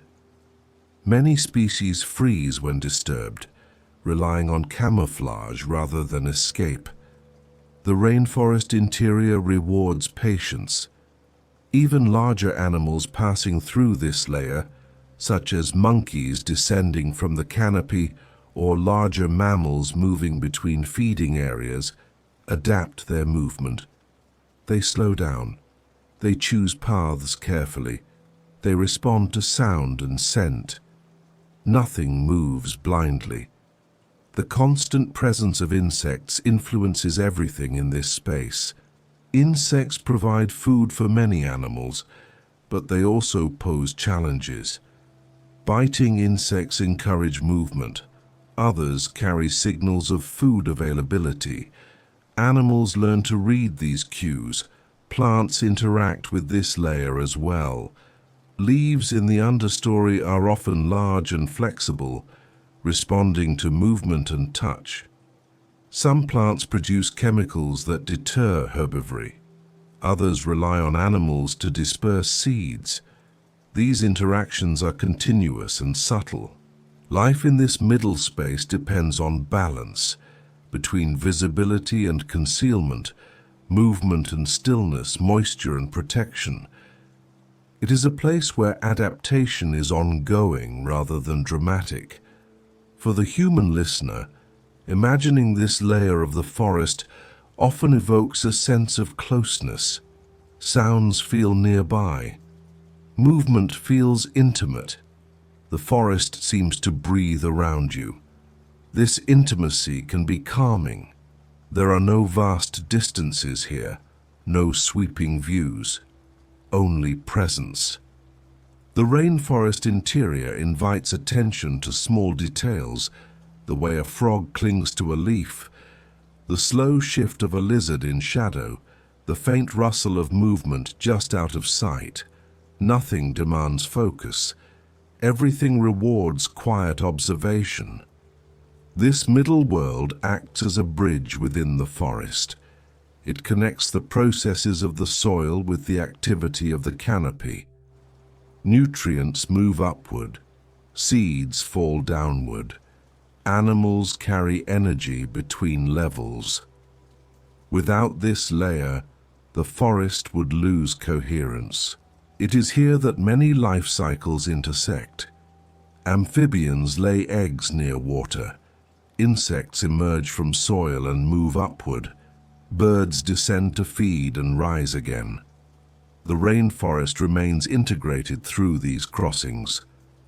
Understanding life between the leaves helps us appreciate the forest as a continuous gradient rather than a set of separate zones.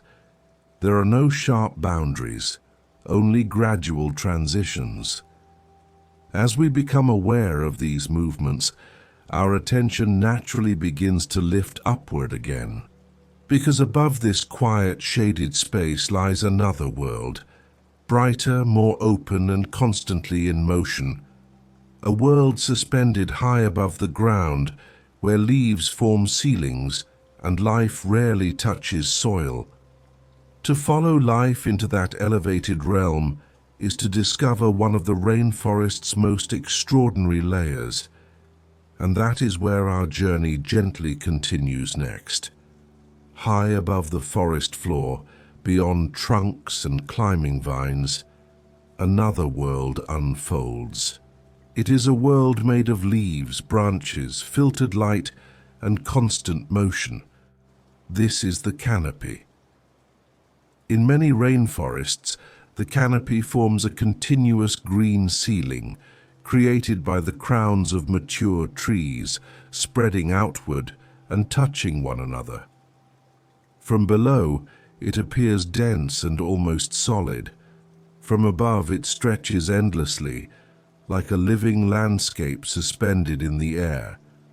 The canopy is not merely the top of the forest. It is its most active layer. Most of the rainforest's photosynthesis happens here.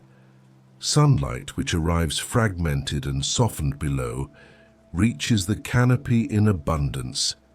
Leaves absorb this energy, transforming light into the chemical foundation of life.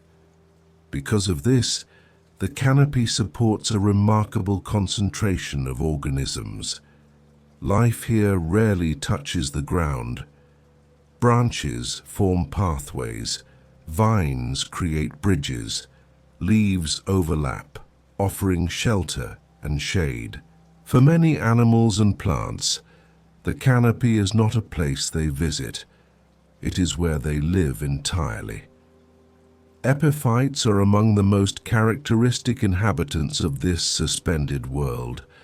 These plants grow on other plants, using branches and trunks as support rather than drawing nutrients from them. Orchids, bromeliads, mosses, and ferns anchor themselves high above the soil. They collect water from rain, mist, and humid air. Some form small reservoirs between their leaves, holding water that becomes habitat for insects, amphibians, and microorganisms. Within a single tree, dozens of micro-ecosystems may exist. These suspended habitats increase biodiversity without requiring additional ground space. The forest grows upward not only in height but in complexity. Animals adapted to the canopy display remarkable agility. Primates move with confidence along branches, leaping across gaps with precision. Their limbs are long and flexible, their grip strong, their balance finely tuned.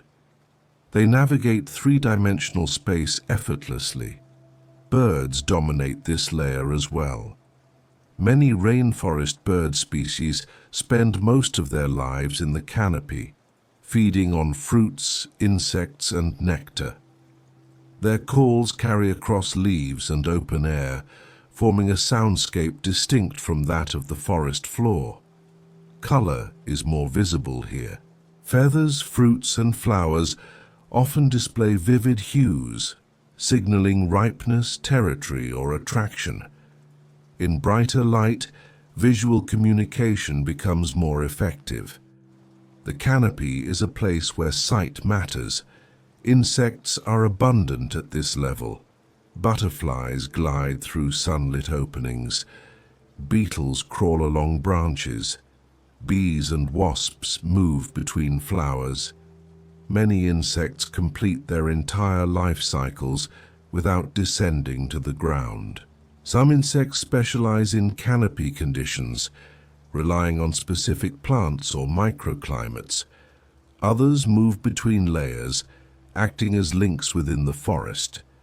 Movement in the canopy is constant but rarely chaotic.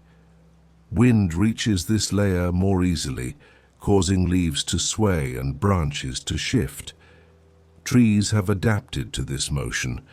Their trunks are flexible. Their branches bend rather than break. Leaves are shaped to shed water quickly, preventing damage during heavy rain. The canopy breathes with the wind. Rain behaves differently here than below. When storms arrive, the canopy intercepts much of the rainfall. Water hits leaves and branches first, breaking into smaller droplets before falling downward. This slows the impact, protecting the understory and soil. Some water evaporates directly from the canopy, returning to the air almost immediately. Some flows along branches and trunks, following paths shaped by bark and gravity. This redistribution of water regulates the forest's internal climate. Temperature at canopy level is slightly higher during the day due to direct sunlight, and cooler at night as heat escapes more easily. These variations create microclimates that influence behavior and growth. Certain plants open flowers only at canopy height, where specific pollinators are present. Some animals time activity to cooler or warmer periods within this layer. The canopy responds dynamically to light and heat. Despite its openness, the canopy is not an exposed place in the way open landscapes are. Leaves overlap, shade shifts, shelter exists everywhere. The sense of enclosure remains, even at height. This balance between exposure and protection defines canopy life. One of the most remarkable aspects of the canopy is its independence. While it depends on roots and soil for water and nutrients, much of its daily activity occurs without reference to the ground. Food chains operate entirely within this layer. Pollination, seed dispersal, predation and decomposition all occur high above the forest floor. When leaves fall, they carry energy downward. Until then, life circulates among branches. The canopy is a world that feeds the rest of the forest. Fruits produced high above are consumed by birds and mammals, who carry seeds across distances before releasing them elsewhere. This movement shapes forest structure over time, influencing which species grow where. The canopy acts as a distribution network. Because of its height and continuity, the canopy also influences the forest's internal airflow. As warm air rises, it moves through gaps between leaves, carrying moisture upward. This process supports cloud formation and contributes to rainfall patterns. The canopy participates actively in climate regulation. For a long time, this layer remained largely unexplored. Early rainforest studies focused on the ground, where access was easier. Only later did scientists begin to climb into the canopy using ropes, towers, and cranes. What they discovered transformed understanding of rainforests. They found that a large portion of rainforest biodiversity exists above ground level. Entire communities of plants and animals had gone largely unnoticed. The canopy revealed itself as a central engine of life, rather than a distant roof. This realization changed how rainforests are studied and protected. To protect the forest, one must protect the canopy. From a sensory perspective, the canopy represents lightness and motion. Leaves shimmer, shadows shift quickly, sounds travel farther. The forest feels more open, more airy, yet even here nothing is harsh. The forest moderates itself. For the listener, imagining the canopy can evoke a sense of elevation without exposure, a feeling of being lifted, but still held. Movement without urgency. The canopy invites awareness of space rather than speed. It reminds us that life can flourish far from the ground, supported by structure, connection, and constant exchange. But this suspended world does not exist in isolation. Everything that happens here, the absorption of light, the evaporation of water, the movement of animals, connects directly to what happens below. Leaves fall, rain descends, energy flows downward. The canopy feeds the forest, and the forest supports the canopy in return. Understanding this elevated layer completes our picture of rainforest structure. We have moved from soil to fungi, from insects to mid-level life, and now to the highest continuous realm of the forest. Yet above even the canopy, another presence remains, something that touches every layer, something that arrives, returns, and never fully leaves. Rain. To understand the rainforest fully, we must listen to its rhythm, the steady return of water that binds all layers together. And that gentle rhythm carries us naturally into what comes next. In a rainforest, rain is not an interruption. It is not an arrival, it is a presence. Water returns so often that it becomes part of time itself. Days are not measured by clear skies and storms, but by subtle variations in sound, density, and movement. Rain may fall lightly or heavily, briefly or for hours, yet it is rarely absent for long. The forest does not wait for rain. It expects it. This expectation is built into every surface. Leaves are shaped to guide water downward, their tips narrow, allowing droplets to form and fall quickly. Branches angle slightly, directing flow along predictable paths. Bark channels moisture toward the ground. Nothing resists the rain. Everything receives it. Because rainfall is frequent, the forest does not treat water as a resource to be stored. It treats it as a rhythm to move within. Absorption, release, evaporation, and return happen continuously without urgency. Rain defines the pace of the rainforest. When rain begins, it rarely arrives as a single sound. It announces itself gradually. A change in air pressure, a soft darkening of light, the first drops tapping leaves above, amplified by height and layered surfaces. What reaches the forest floor is no longer a direct fall. It is a softened descent, broken into countless droplets by leaves, branches, and epiphytes. This fragmentation protects the soil, preventing erosion and allowing water to seep gently into the ground. The forest slows the rain. Some water flows along trunks, tracing vertical paths downward.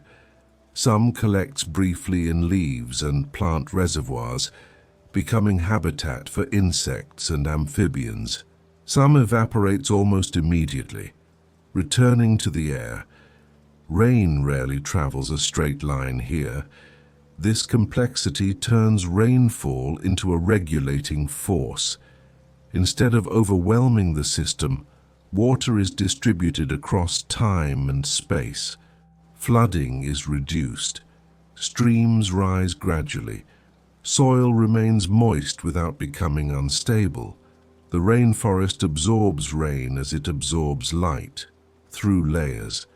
Because rainfall is so frequent, rivers and streams within rainforests maintain steady flow. They do not depend on rare storms. They are fed continuously by countless small contributions. This steadiness shapes the forest's interior. Water movement influences temperature, humidity, and nutrient circulation. As rain falls and evaporates, it cools the air. As it moves through soil, it dissolves minerals and carries them toward roots. As it flows into streams, it connects distant parts of the forest. Rain links everything. In tropical regions, rainfall patterns are often predictable. even if individual storms vary. Some areas receive rain daily. Others experience distinct wet and less wet periods rather than true dry seasons. This predictability allows life to organize around water rather than endure it. Plants time flowering and fruiting with rainfall patterns. Animals adjust activity levels. Insects synchronize emergence. Amphibians respond quickly to moisture, appearing after rain and retreating when conditions shift. Life follows water's cues. Because rain arrives so often, it rarely causes alarm. Thunder may roll in the distance, but the forest remains calm. Leaves accept impact. Roots hold soil. Streams adjust smoothly. There is no sudden disruption. This lack of disruption contributes to the forest's sense of stability. Change happens, but it unfolds gradually. Extremes are softened. The system remains within familiar bounds. Rain also shapes the forest's soundscape. When it falls lightly, it creates a fine texture of sound, a soft, continuous pattern that blends with insect calls and distant movement. Heavier rain produces deeper tones, drumming on leaves and branches. These sounds do not dominate, they integrate. The forest listens as much as it speaks. For many animals, rain offers protection. The sound masks movement. Scents shift. Predators and prey adjust behavior. Activity often increases during light rain, when visibility is reduced and moisture is high. Rain creates opportunity. It also renews the forest's surface. Dust is washed away. Leaves are cleaned. Air feels heavier, richer, more saturated. Colors deepen. Greens darken. Bark shines briefly. The forest refreshes itself. Because rain is so regular, plants rarely experience water stress. Roots remain active year-round. Leaves do not need to close for long periods. Photosynthesis continues steadily. This consistency supports growth without urgency. Unlike environments shaped by scarcity, the rainforest is shaped by abundance distributed over time. Rain does not arrive as a reward after waiting. It arrives as part of normal life. This influences how organisms evolve. Plants invest less in storage and more in circulation. Animals develop behaviors that assume moisture rather than conserve against drought. Microorganisms remain active continuously. The forest builds on reliability. Rain also connects the forest to the sky. As water evaporates from leaves and soil, it rises, cooling the air and forming clouds. These clouds often return as rain nearby, completing a local cycle. The forest participates in its own watering. This feedback loop stabilizes climate at regional scales. Moisture released by the forest contributes to rainfall patterns beyond its boundaries, influencing distant landscapes. Rain is both local and far-reaching. Within the forest, water's constant presence shapes physical form. Leaves are flexible. Stems bend easily. Structures that resist water are unnecessary. Instead, plants yield, redirecting force rather than opposing it. Yielding becomes strength. This principle extends beyond plants. Animals adapt behaviors rather than build defenses. Amphibians rely on moisture rather than internal storage. Insects emerge in response to rain, not despite it. Life moves with water. For the human listener, Imagining rain as rhythm rather than disruption can feel deeply calming. It reframes repetition as reassurance. It suggests that return is natural, not something to be anticipated or feared. The rainforest does not count the days between storms. It lives within them. Rain does not mark endings or beginnings. It marks continuity. As water falls, flows, evaporates, and returns, it maintains the conditions that allow all other processes to function. Soil remains active. Fungi continue decomposition. Insects remain abundant. Plants grow steadily. Rain is the thread that binds the layers together. From canopy to soil, every level responds to its presence. Leaves intercept it. Branches guide it. Roots absorb it. Streams carry it onward. Nothing escapes its influence. And yet rain is never overwhelming here. The forest moderates it, softens it, and integrates it into daily life. This moderation allows another process to unfold quietly, the movement of water across the land. As rain gathers and follows gravity, it begins to trace paths, small at first, then larger. Paths that deepen into streams, streams that merge into rivers. To follow rain beyond the leaves is to follow it into motion across the forest floor and outward through the landscape. Because after rain touches every layer, it begins to travel. Leaves, seeds, and organic matter are deposited as waters recede. These seasonal floods are not destructive events. They are nourishing cycles. Flooded forests support specialized plant and animal communities adapted to alternating wet and dry conditions. Trees tolerate temporary submersion. Fish move into flooded areas to feed and reproduce.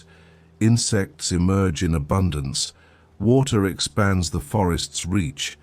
This exchange between river and forest strengthens both. Nutrients are redistributed. Seeds are carried to new locations. Genetic diversity increases as organisms move with water. Rivers become agents of connection. In large rainforest systems, such as the Amazon basin, this process occurs on immense scales. Thousands of rivers and tributaries form the largest river network on Earth. Yet even here, the principles remain the same. Water is slowed. Water is guided. Water is shared. The forest shapes the river as much as the river shapes the forest. Riverbanks in rainforests are rarely bare. Roots hold soil firmly, reducing collapse and sediment loss. Vegetation filters runoff, preventing pollution and maintaining clarity. Fallen trees create natural barriers that slow flow and create habitat. This structural complexity gives rivers resilience. Even when water levels fluctuate, the system adjusts smoothly. Channels shift gradually. Banks rebuild. Life returns quickly. Rainforest rivers rarely cut violently through the land. They negotiate. This negotiation creates winding paths rather than straight lines. Meanders develop. Oxbows form. Water finds routes of least resistance, guided by roots, soil, and gravity. The result is a network that favors stability over speed. Rivers also influence the forest's internal climate. Water surfaces cool the air through evaporation. Moisture rises, contributing to humidity. Fog may form in early morning, settling between trees and along riverbanks. These subtle effects extend the influence of rivers beyond their immediate channels. For animals, Rivers provide orientation. Many species follow waterways as natural corridors through dense vegetation. Rivers offer open space within the forest, guiding movement and migration. They also serve as boundaries. Some animals avoid crossing wide rivers. Others specialize in life along edges. This division increases diversity by creating distinct ecological zones. Rivers organize space. The chemistry of rainforest rivers reflects their surroundings. Decaying leaves release organic acids, tinting water dark brown or black. Minerals dissolve slowly from soil. Nutrient levels remain balanced. These waters may appear opaque, but they are biologically rich. Life adapts to conditions rather than altering them. Because rainforest rivers flow continuously, they maintain connection across seasons. Even during less rainy periods, streams persist. Groundwater and slow release from soil sustain flow. The forest ensures continuity. From a human perspective, rainforest rivers often feel calm despite their scale. Even large rivers move steadily rather than violently. Their surfaces reflect trees and sky, blurring boundaries between land and water. Sound travels differently here. Flow is steady, not crashing. The river becomes part of the forest's background rhythm. For those listening, this steady movement can feel deeply soothing. Water does not rush to arrive somewhere else. It moves because movement is natural. Rainforest rivers teach patience. They show how power can exist without force, how persistence can shape landscapes quietly over time. Over thousands and millions of years, these rivers carve valleys, transport sediments, and influence continental geography. Yet at any given moment they appear gentle. Change happens through accumulation. As rivers carry water away from the forest interior, they also carry its influence outward. Moisture evaporates and joins atmospheric cycles. Nutrients reach distant lands. Life spreads beyond forest boundaries.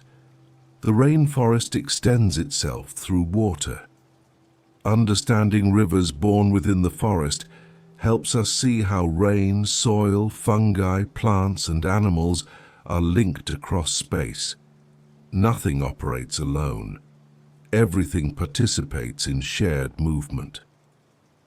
From falling rain to flowing river, the journey is continuous. And as rivers travel outward, they also rise upward, not physically, but through influence. Moisture carried by rivers and forests contributes to cloud formation and weather patterns far beyond the canopy. This upward reach brings us back to the air itself, because forests do more than receive climate. They help create it. And to understand how rainforests shape the atmosphere around them, we must lift our attention once more, from water on land to water in air. That gentle transition carries us naturally into what comes next. Beyond South America, far from the Amazon's vast green expanse, rainforests rise again, shaped by different histories, different landscapes, and different rhythms, yet guided by the same underlying principles. Two of the most important tropical rainforest regions outside the Americas are the Congo Basin in Central Africa and the rainforests of Southeast Asia. Though separated by oceans and continents, these forests share a deep ecological kinship. They breathe in similar ways. They circulate water and energy through familiar paths. They organize life vertically, from soil to canopy. Yet each tells its own story. The Congo Basin rainforest stretches across much of Central Africa, forming the second largest tropical rainforest on Earth. It spans multiple countries and is anchored by the Congo River, one of the deepest and most powerful river systems in the world. This forest developed under long periods of relative climatic stability, allowing life to diversify gradually. Like the Amazon, the Congo Basin experiences high humidity, frequent rainfall, and warm temperatures year-round. The forest remains active without pause. In the Congo rainforest, towering trees form dense canopies that filter light and trap moisture. Beneath them, understories remain shaded and humid. Soil processes mirror those of other rainforests: rapid decomposition, shallow roots, and constant nutrient circulation. Fungi, insects, and microorganisms work continuously, recycling organic matter and supporting plant growth. Yet the Congo Basin carries its own ecological signatures. Large mammals play a more prominent role here than in many other tropical forests. Forest elephants, gorillas, chimpanzees, and okapis move through dense vegetation, shaping the forest as they feed and travel. These animals disperse seeds over long distances, open pathways through undergrowth, and influence plant distribution. Their presence adds a powerful dimension to forest dynamics. Soundscapes in the Congo rainforest reflect this life. Insects call steadily. Birds communicate across canopy gaps. Primate vocalizations travel through humid air, echoing softly among trees. Despite this activity, the forest feels contained and rhythmic rather than chaotic. The Congo River weaves through this landscape, flooding surrounding forests seasonally and redistributing nutrients. As in the Amazon, water connects distant regions, allowing the forest to function as an integrated whole. From above, the Congo Basin appears continuous and immense. From within, it feels layered, sheltered, and alive with quiet movement. Across the Indian Ocean, rainforests rise again, this time across Southeast Asia. Here, tropical forests grow on islands, peninsulas, and mountainous terrain. Rainfall patterns vary, influenced by monsoon cycles. Some regions experience pronounced wet seasons followed by drier periods, yet true drought remains rare in intact forests. These fluctuations shape forest structure and behavior. Southeast Asian rainforests are among the oldest on Earth. Some have persisted in recognizable form for over 100 million years. This immense age has allowed life to diversify extensively, producing extraordinary plant richness. One of the most distinctive features of these forests is the dominance of dipterocarp trees, tall, straight-trunked species that rise high into the canopy. These trees often synchronize flowering and seed production across large areas, releasing vast quantities of seeds at once. This phenomenon, known as massed fruiting, overwhelms seed predators and increases the chances of successful regeneration. Timing becomes a strategy. The canopies of Southeast Asian rainforests are often particularly tall and layered, creating complex light gradients. Epiphytes thrive. Vines stretch between trees. Animals move fluidly through vertical space. Orangutans, gibbons, and other primates navigate branches with careful precision. Their slow, deliberate movements mirror the forest's rhythm. As in other rainforests, insects dominate in number and diversity. Pollination, Decomposition and nutrient cycling rely heavily on their constant activity. Fungal networks beneath the soil connect roots and regulate nutrient exchange. Rivers and streams descend from mountains, carving narrow valleys and feeding lowland forests. Despite regional differences, the core processes remain consistent.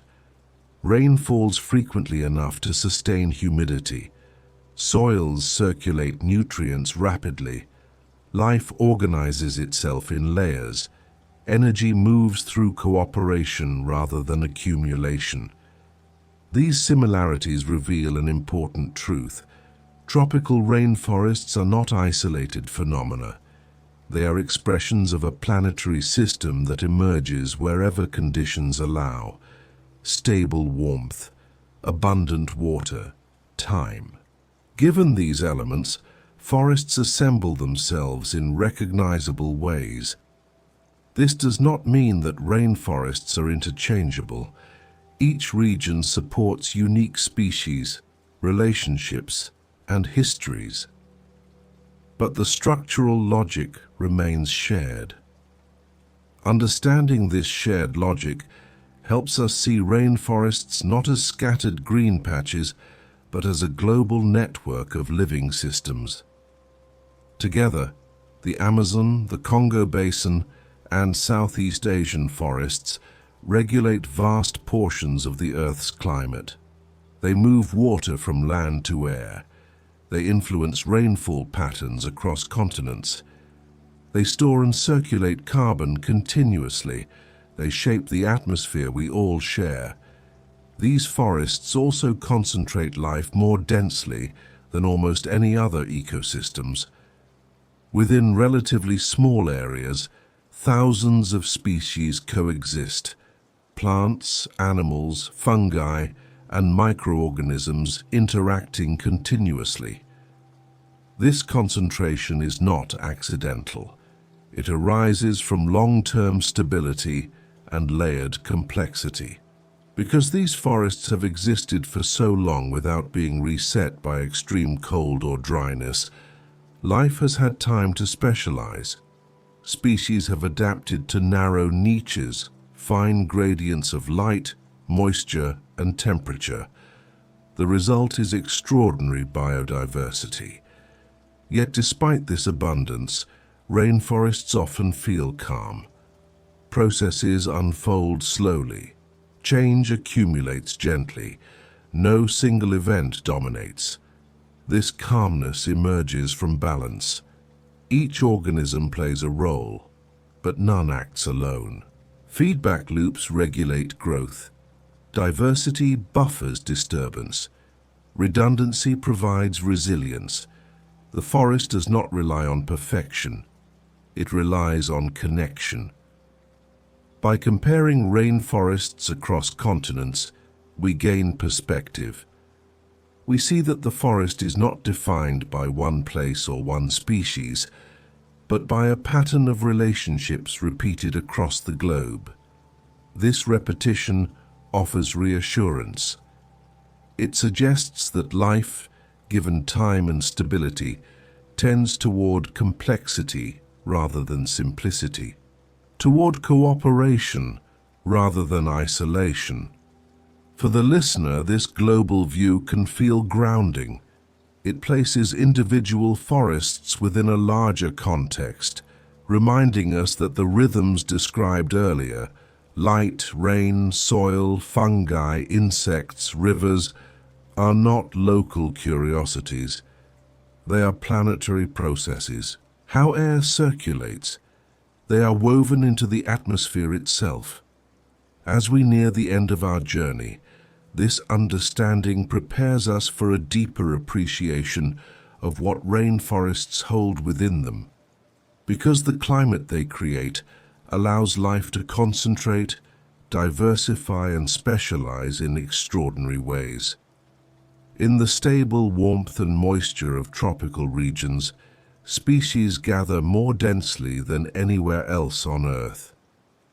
And to understand why this concentration occurs, and why it matters, we must turn our attention to biodiversity itself. That gentle shift carries us naturally into what comes next. If we look at the planet from a distance, life does not spread evenly across its surface. It gathers. Some regions hold far more species than others. Some landscapes support immense diversity within small spaces, while others remain relatively simple even across vast areas. Among all ecosystems on Earth, tropical rainforests stand apart. They are the places where life concentrates most densely. Although rainforests cover only a small portion of the planet's land surface, they contain the greatest number of plant and animal species known. Within their boundaries live the majority of Earth's terrestrial biodiversity, a remarkable concentration shaped by time, stability, and structure.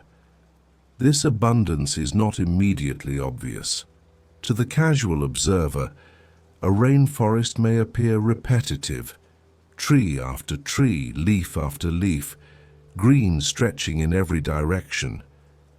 But beneath this visual uniformity lies extraordinary variety. No two trees are exactly alike.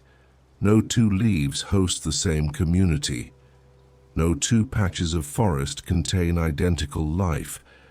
Diversity in rainforests reveals itself slowly.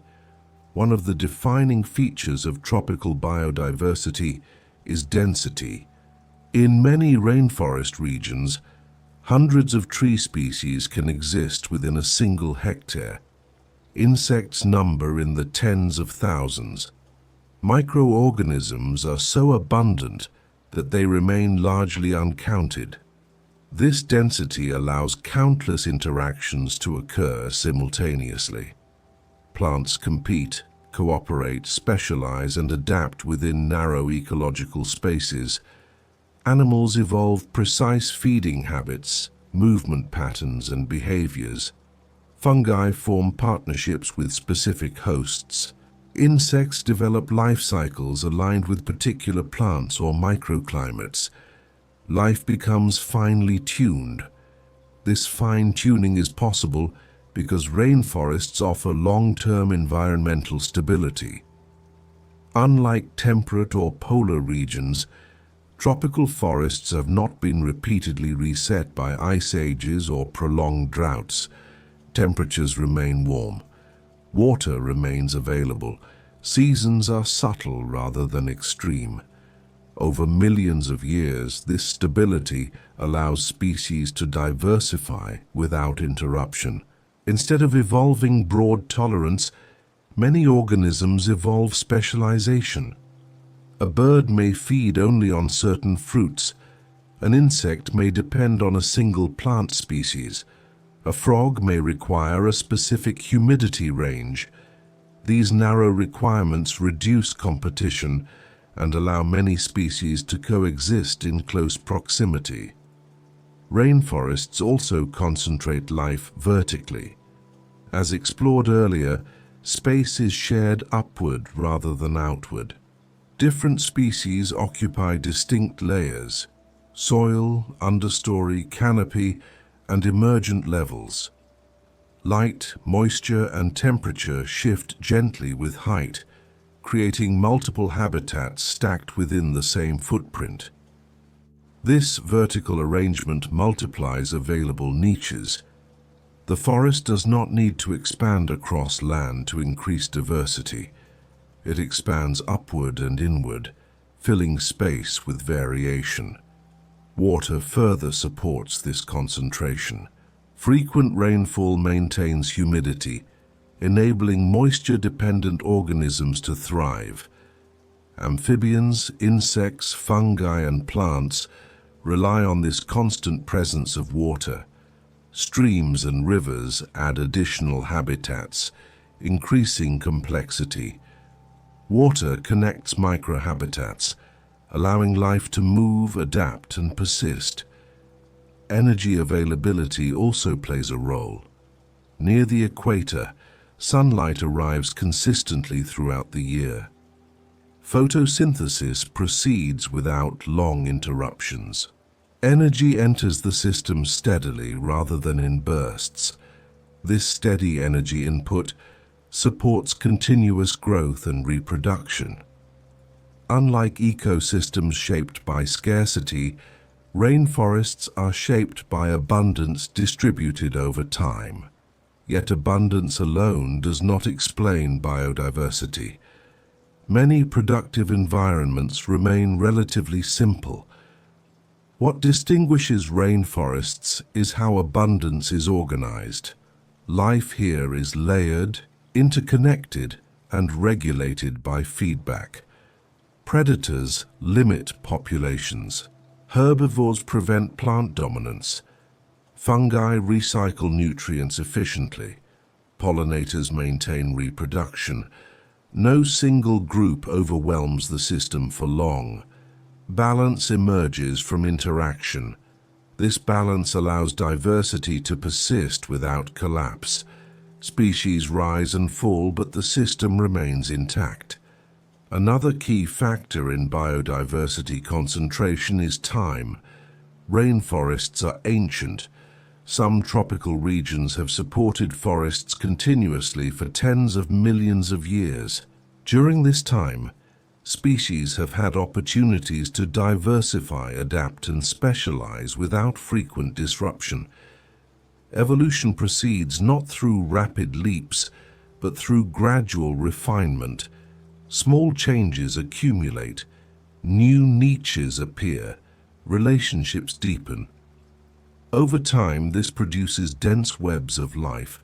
Rainforests also encourage endemism, the presence of species found nowhere else. Because many organisms specialize in specific conditions, geographic separation leads to unique forms of life, evolving independently. A single mountain range, river or valley, can host species entirely distinct from nearby areas. This localization further increases diversity. The result is a mosaic of life, where each region contributes unique threads to the global fabric of biodiversity. Importantly, this concentration does not create instability. Instead, it creates resilience. High biodiversity provides redundancy. If one species declines, others can fulfill similar roles. Functions persist even as individual populations change. The forest absorbs disturbance without unraveling. From a systemic perspective, rainforests function as reservoirs of biological possibility. They hold genetic diversity, ecological strategies, and evolutionary history within compact spaces. This richness extends beyond visible organisms. Microbial life flourishes in soil, water, and plant tissues. These unseen communities regulate nutrient cycles, support immunity, and influence growth. Much of the forest's life remains hidden, yet essential. For the human listener, understanding where life concentrates can shift perception. It reframes the rainforest not as an overwhelming jungle, but as an intricate archive, a living record of Earth's capacity to generate complexity. Every interaction carries information. Every species represents a solution refined over time. This realization can inspire quiet awe rather than urgency. The rainforest does not rush to display its richness. It reveals it slowly to those willing to observe patiently. Diversity here is not loud, it is layered. Even silence in a rainforest contains life, microorganisms in soil, insects resting in leaves, seeds waiting for light. Activity continues beyond immediate perception. This quiet abundance aligns with the spirit of rest. The forest holds many lives without demanding attention from all of them at once.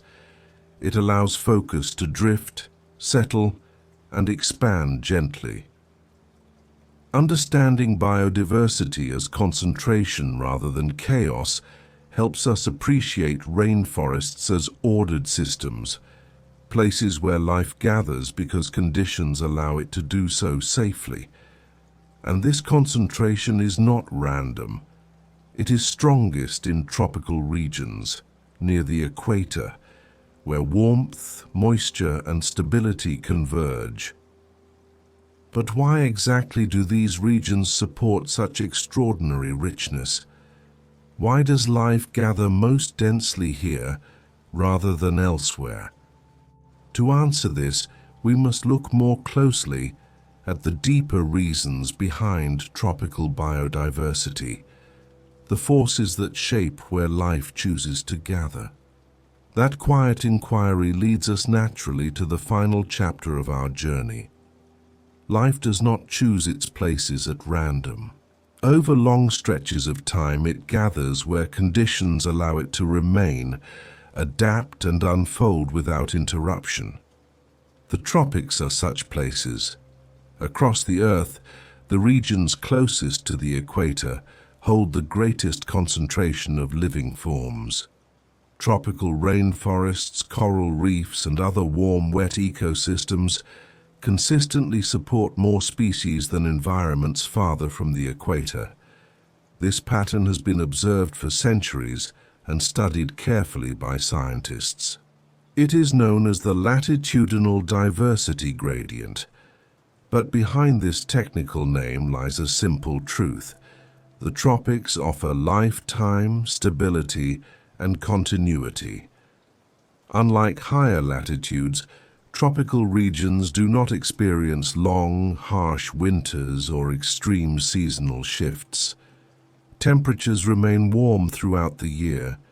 Day length changes very little. Water in the form of rain or humidity is almost always present. These conditions remove the need for survival pauses. In environments shaped by cold or drought, life must endure periods of scarcity. Growth slows, reproduction pauses. Many organisms retreat, migrate, or enter dormancy. In the tropics, life continues. This uninterrupted activity has profound consequences over evolutionary time. Species do not need to reset their cycles repeatedly. Instead, they refine them. Small differences matter. When conditions remain stable for millions of years, even subtle advantages can shape survival. A slight change in leaf shape, a more precise feeding habit, a preference for a particular height, moisture level, or temperature range. Over time, these small differences accumulate. Species diverge, new niches appear, diversity increases. The tropics act as evolutionary laboratories, not because change is fast, but because it is continuous. Another key factor is energy availability.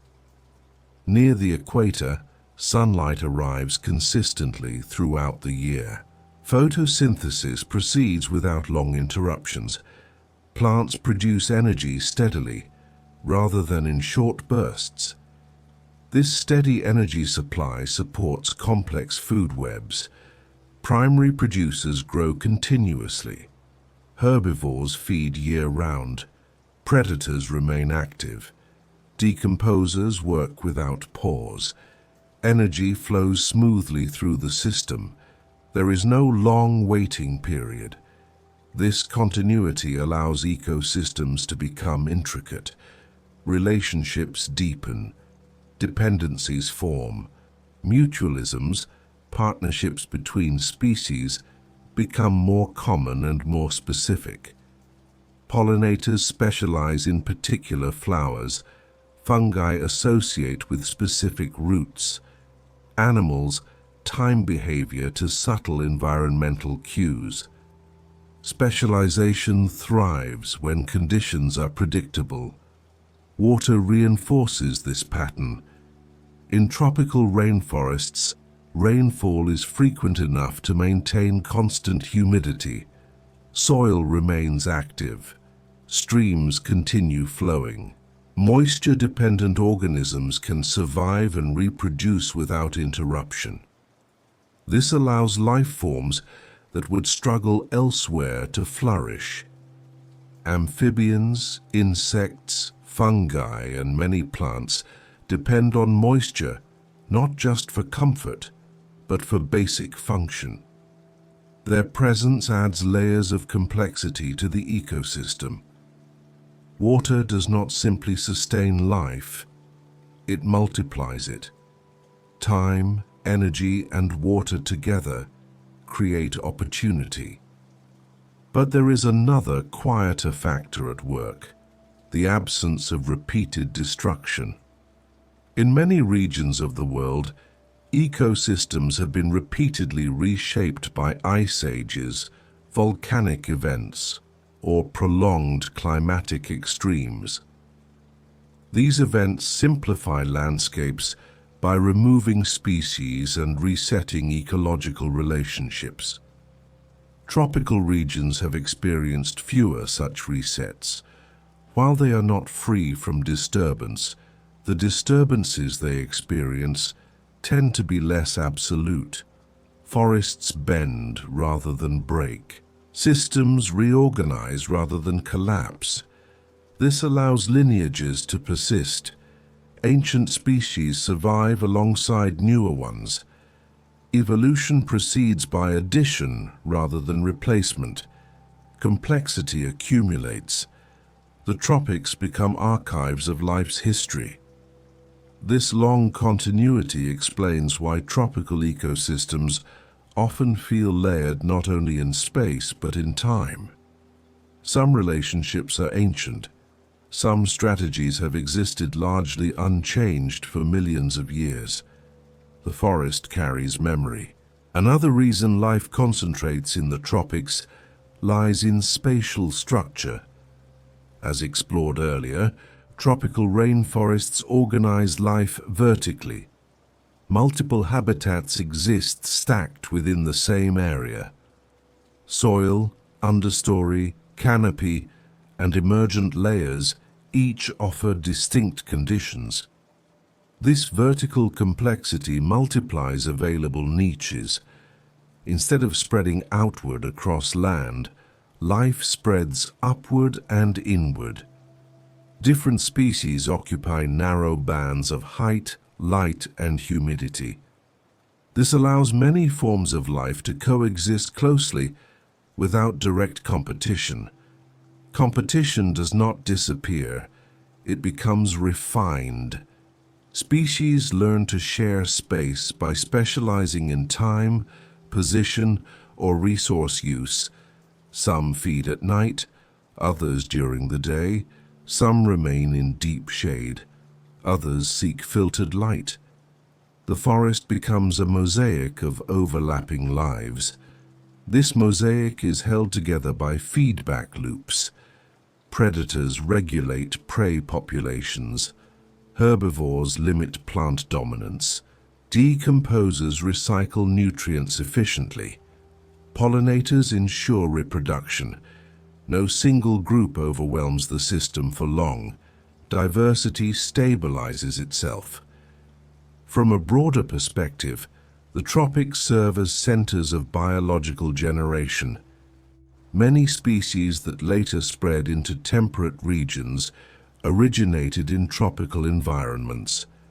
As climates changed, some adapted to colder or drier conditions, while others remained.